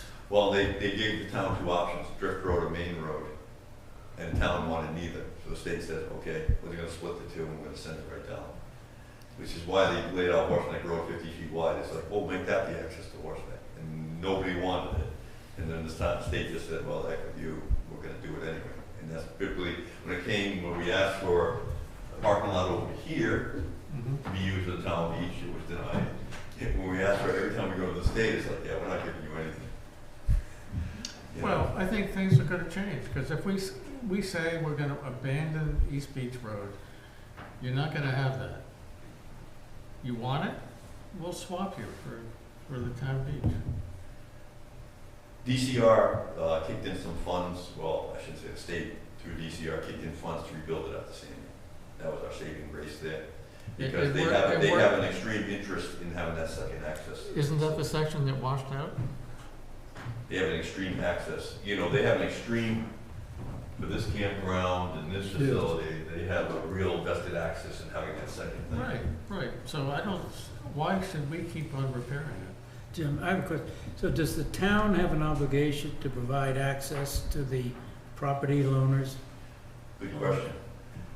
And and the answer is very simply this. The town is collecting on a value of what they paid for those, and they're upwards of $200,000 for those lots. 40-foot strip of stone, 20-foot strip of stone, basically all the same value, and that's what they're collecting taxes on. If you went down to appraise them right now with no access, and 5 foot of stone before you get the high water mark, what's that worth? And if those lots on the, let's say on the south side of the East Beach Road get eroded by nature down to nothing, that's not, I mean, that's the property owner's problem, that's not ours. The town has no obligation It's to interesting. protect that, or do they? Because we do have a lawyer at the table. No, I'm not a lawyer. Don't, Jesus, Sean. Well, because there's principles of accretion and avulsion that Right. one is a sudden loss of land and one is a continuous loss over kind of undefined great periods of time. Who's responsible? Literally, if this oceanfront is inside the right of way, regardless of what happens 5 years, and 1,000 feet of sand appear tomorrow, those people don't own that sand, it's owned by the town because that's the title of it. So they've lost their lots. And I can tell you the last 2 lots that were donated by the Lees family are gone. So anything that shows up there belongs to the town. And it's gonna be the same thing for all these lots along this whole, and it's odd, when you see this green line, that's pretty much what you're seeing is what's left for Oakland. So it isn't, Everything else is, Sean, it's not the state that owns them, because the state owns the water. no, if you lose land, if this washed way up to here, Yeah, and then it came back, yeah. these people would own it. Yes. You lose title, once it's gone, you lose it forever. So if these people have no land left, they have no land left. And I would guarantee that in the very near future, especially by May, even though they have to be in by February 1st, there's gonna be a lot of filing for abatements on the value of these lots. And that's a significant tax. And I don't know how the town wants to absorb that and may not care. That's fine too, but there's all these, orbiting problems that come with not doing, because if you don't put this back, and it's a publicly laid out road since 1866, if you don't put this back, does this person have damages because you just don't want to do it? Well, you can abandon it. You can abandon it, but do they have remedy? If they If said, you- you just cut the value of my lot from $1 million house to $400,000. Well, suppose it's not a paved road, suppose it's, as somebody said, it's just a beach road over sand and gravel, there's still access. You have the same problem in Atlantic Avenue, and the same type of thing. Do you keep that, or do you cut it at both ends? I'd cut it at both ends. That's me. These are things, because that one is in place because it's a lot lower and it's just washed over. It's got a lot of sand on it, stone, it's still there. This one is not there. Yeah, but the sand is going into the pond. Only has 100 feet of It'll pond. never come back. As a fish commissioner, Yeah. I would like to see the pond get dredged, Yeah. so the herring can get back in there. Yeah. So you're suggesting if the town does anything, I think I heard you say, just don't try to build up the road bed to elevate it?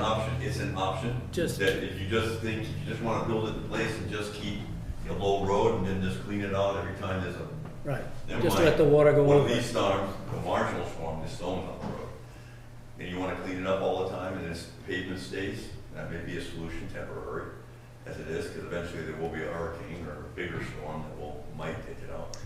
But building it up without any way of releasing pressure, and what happens is this got all built up. It used to wash here for obvious reasons. That's the section they built up. Yeah, So instead of doing that, it washed right next to where it used to go. Same thing over here. These lots are all built up, most of them are still built up as of today. It washed right through here, cut a nice Yep. channel right through there. Yep. Because it got to a point where, hey, oh, here's the path of least resistance. So it's interesting, on Atlantic Avenue, the ocean poked through in several places, especially right across from the pond where they had a cut through the Right. dunes. The little path became a highway, you could drive a truck through. Down by the first house on the right, they had the same problem, it broke through. Chris, when he scraped all the stuff, put it back, made a big mound of sand. And the next storm didn't knock that away, went either side of it. It Well- made two. Okay, so you lived in the harbor a long time, Jim, as, I've been in town a couple of days. And Richmond Pond regularly opens up, It does. breaches. In fact, Mother Nature's been doing it for hundreds of years because the herring go in and out in that breach. Right. When it opens up in the fall, they all go out. That's right. That's the only way in and out. So that's a natural thing. Do we let that happen? Does that happen to Cock East? Does that happen at Letney? I can tell you, if this opened up, this would be a heck of a lot cleaner than it is now. Yep. But the problem is, if this opens up, and the way the sand is filling in the harbor, does that channel just go away over the harbor? Because now it doesn't have to flow out of the river that way. One of the interesting things from the Buzzards Bay study that they found is that the ancient way into the harbor was through Horseneck Beach, Yeah. Not through the lead, not through the No, lead, through the parking lot. through the parking lot. Right. The East Branch just came straight. Yeah. into It's an the- unnatural, it's an unnatural Right. opening to Right, and it's, Yeah. and it's really, it was really, really deep. I mean, it was like 80 feet deep. At the end of, the last ice age and everything, the East Branch and there was no barrier beach. Yeah, right. The ocean had to come back before you built the barrier beach. Right. So you think in the, and I mean, I know, this is a few thousand years ago, but all the meltwater channels, there was no Richmond Pond, there was no Cockies, all those little creeks, they were broad things, and it was all running out in a big braided, that's what the end of a glacier looks like. So all of this stuff is, in relatively new land, maybe 5,000 years or so,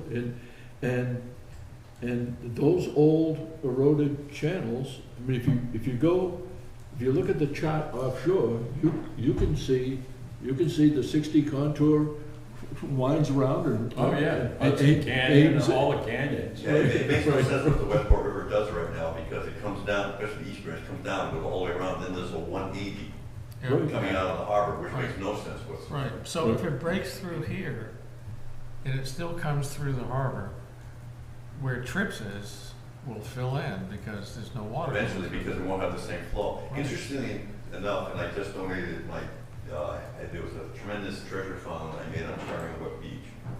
I was walking down with the dogs and then just kind of looking at the cross-section of because it was cut. Cut, yeah. There was a little red thing sticking out of the dune, about 4 feet down from the top, so I pulled on it, and it was a lobster pig from the Prelude Corporation. Wow. Now, the Prelude Corporation went out of business 60 years ago, 50 years ago. In the 53 years seventies, ago. in the 70s, yeah. And it was in the dune, so that thing was buried in that dune. So in my head, I'm thinking, how did that get into that position to be exposed 5 feet down from the dune, 30 feet in from where the dune used to be, other than there was no dune there back in 1970? Well, I think that the dunes have built up in a different way. That's what I'm saying. And, You know, and it was a strange thing, because then you started thinking like, will this come back full time? 100 years? well, on Or Atlantic not. Avenue, so I used to live on Atlantic Avenue in the 50s, and you could ride your bike along the road and look at the waves. Yeah, There was no dunes at all. yeah. Well, that's the only place the DEP recognized in the town of Westport that's actually accumulating sand, as opposed to the rest of them. And I think it's because the rest of the world losing it, so. I think if you went down there today, you'd find it hard to find a speck of sand. Well, look where the sidewalk, look where the sidewalk was on Beach Avenue. Yeah, It was yeah, 3 feet down, they find a concrete sidewalk, right. so. The, when, you said that the town fathers have asked the planning board and the climate Climate resilience resilience. committee to look at this issue. You know, What, find what to do. what, I think we have to have the Climate Resilience Committee have a meeting. Yeah, when's our, do you know when our next meeting is? And then from the Next infrastructure month. part of the climate resiliency committee to make recommendations. Say again, Joe? At least the infrastructure, I think you're not. yes, yes. Yeah, Yeah, I mean, there needs to be, and I said very quickly, because government moves very slow, and we all have short-term memory, so if we don't have a storm between now and May, we're just gonna say, you know, what happened? You know, something has to happen really quickly. well, I asked Michael that this be the topic for our next meeting. It should. And I think it's 15th. 15th, yeah. February 15th. Um, So, but I think it would be good to see if we can schedule a meeting with Senator Rodericks and Paul Schmidt, and maybe Courtney Yeah. as well. I have a question. There's the town's problem, which is we own a public way and we own some land. And what are we going to do about, are we going to restore the public way if we have, how do we do that? And what does that cost? Then there's the bigger question of what is the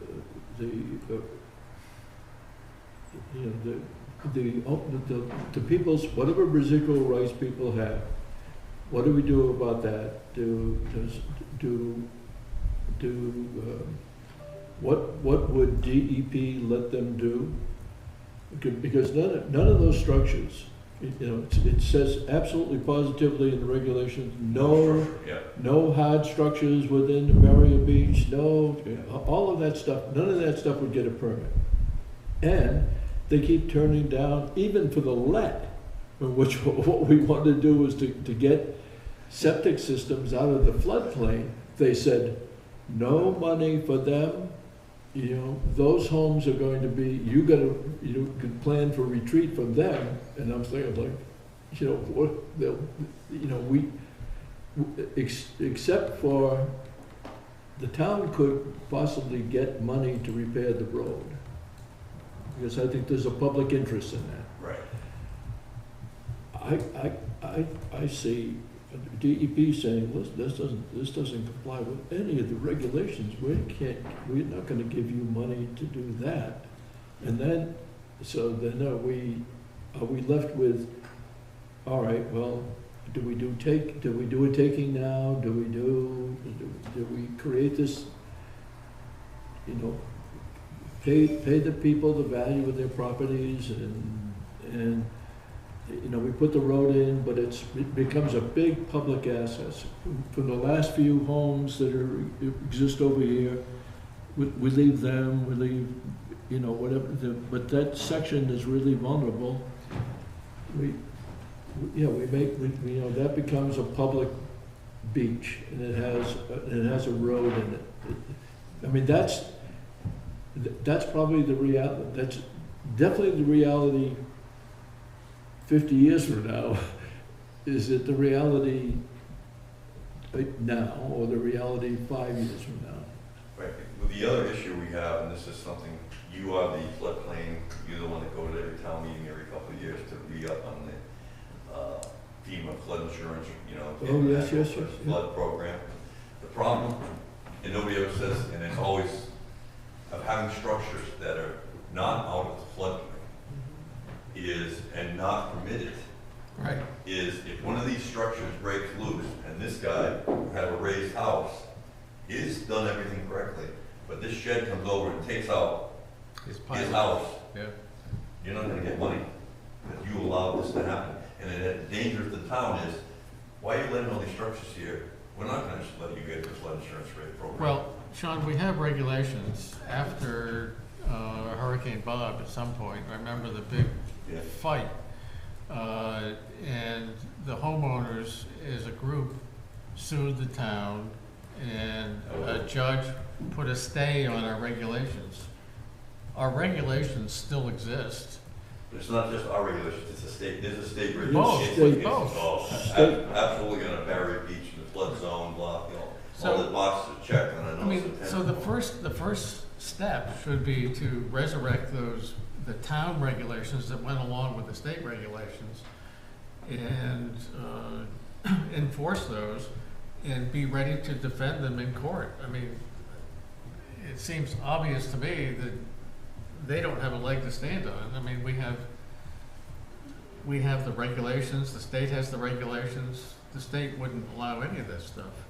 And I don't know why they haven't come down and said anything. I mean, Well, this they is never where, go to this is where you base get to a certain point, and I thought after Sandy, which is that point where the state says, No more. no more, sorry, no more, I don't care, because the state has told the private residents that, I don't care about your private land. You're doing something, you know, you're paying a lot of money for a broken down truck and blaming us when it doesn't run. Mhm.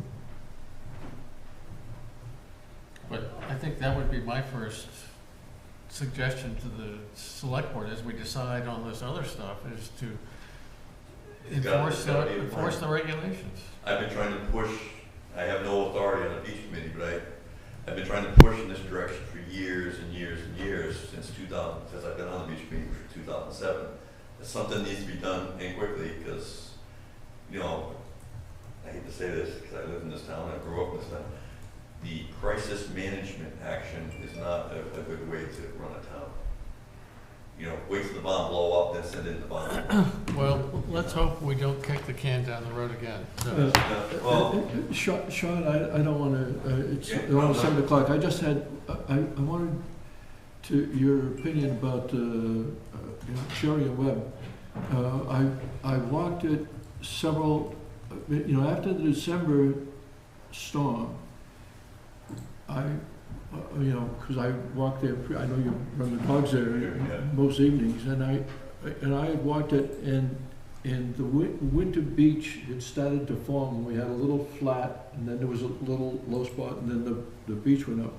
Now we've cut in, I don't know, you can see at the very west end towards the border. out of the, but out of the shadow of the Nubble, maybe that was just Yeah. enough southeasterly that it went, when you get in at Horse Neck Point, I mean, none of this even looks like, Right. but you could see the remnants of where the Amalfi, where the beach grass was growing up at the edge of the dune. The dune is Yeah. low there, and it had a little, and the grass was really coming up at the back beach. It must be 80 or 100 feet chopped off that. And The waves went 200 feet up the path. yeah, Really? I could see the wash. Oh, yes. Oh, yeah, 200 feet up the path. And this dune, the way it was cut, I had located the Toa Dune as part of Michael Sullivan's thing. Because I said, we got to do transects and all this stuff. Yeah. So that we can check on a yearly basis, on a decade basis, I won't be around, to see what's really going on. And he's getting higher and not getting lower, what's really going on with this part of the world. And there's 30 feet missing. And all this sand is in here. Yeah, I It's agree. all there, and there's a big flat that's now curved towards the Charlton dock. Well, no, it's right here, that's all It I'm is. saying is, And, there was an inner channel that formed that they just marked last year. yeah, Because you couldn't go through yes, here. yeah. That's not there anymore. Yeah, it was going away last year. Yeah, I mean, it's gone. it was getting shallower. I That's I have a chart of the wave heights at the not the Buzzards Bay buoy, but the Block Island buoy, which should be about the same as here. And it goes like this, and then it goes 21 feet. 29 and a half feet. And I have video standing on the pavilion at Elephant Rock. Elephant Rock's about 15 feet out of the water, I'm not sure, I think it is up this. 12, 15 feet. It's pretty high up. These waves were breaking like, I don't know, 100 or 200 yards out, and then breaking again over the rock. And it made Elephant Rock look like a pebble. Well, no, I was down the beach the first storm, because I was asked to close the beach, but there were already too many people taking pictures of the waves. So you couldn't close, there were probably 30 cars in the parking lot, down there. And this was like 7 o'clock in the morning. So as soon as it got light, everybody was running down there, and you could not get on the beach, because you couldn't even get on the first dune. You had to stand on the second dune to watch the waves coming up over the dune splashing while it was wearing Wow. away. That's how bad, and that's not a hurricane. And if I were Church Boatyard, I'd be real nervous, because this is getting really narrow. It is really narrow. And there's not a lot of material, is that one big dune right behind them. Right. And That's it. 60 feet high. Yeah, but it won't take much to, because I gotta believe that this is gonna turn into this, and this is gonna connect.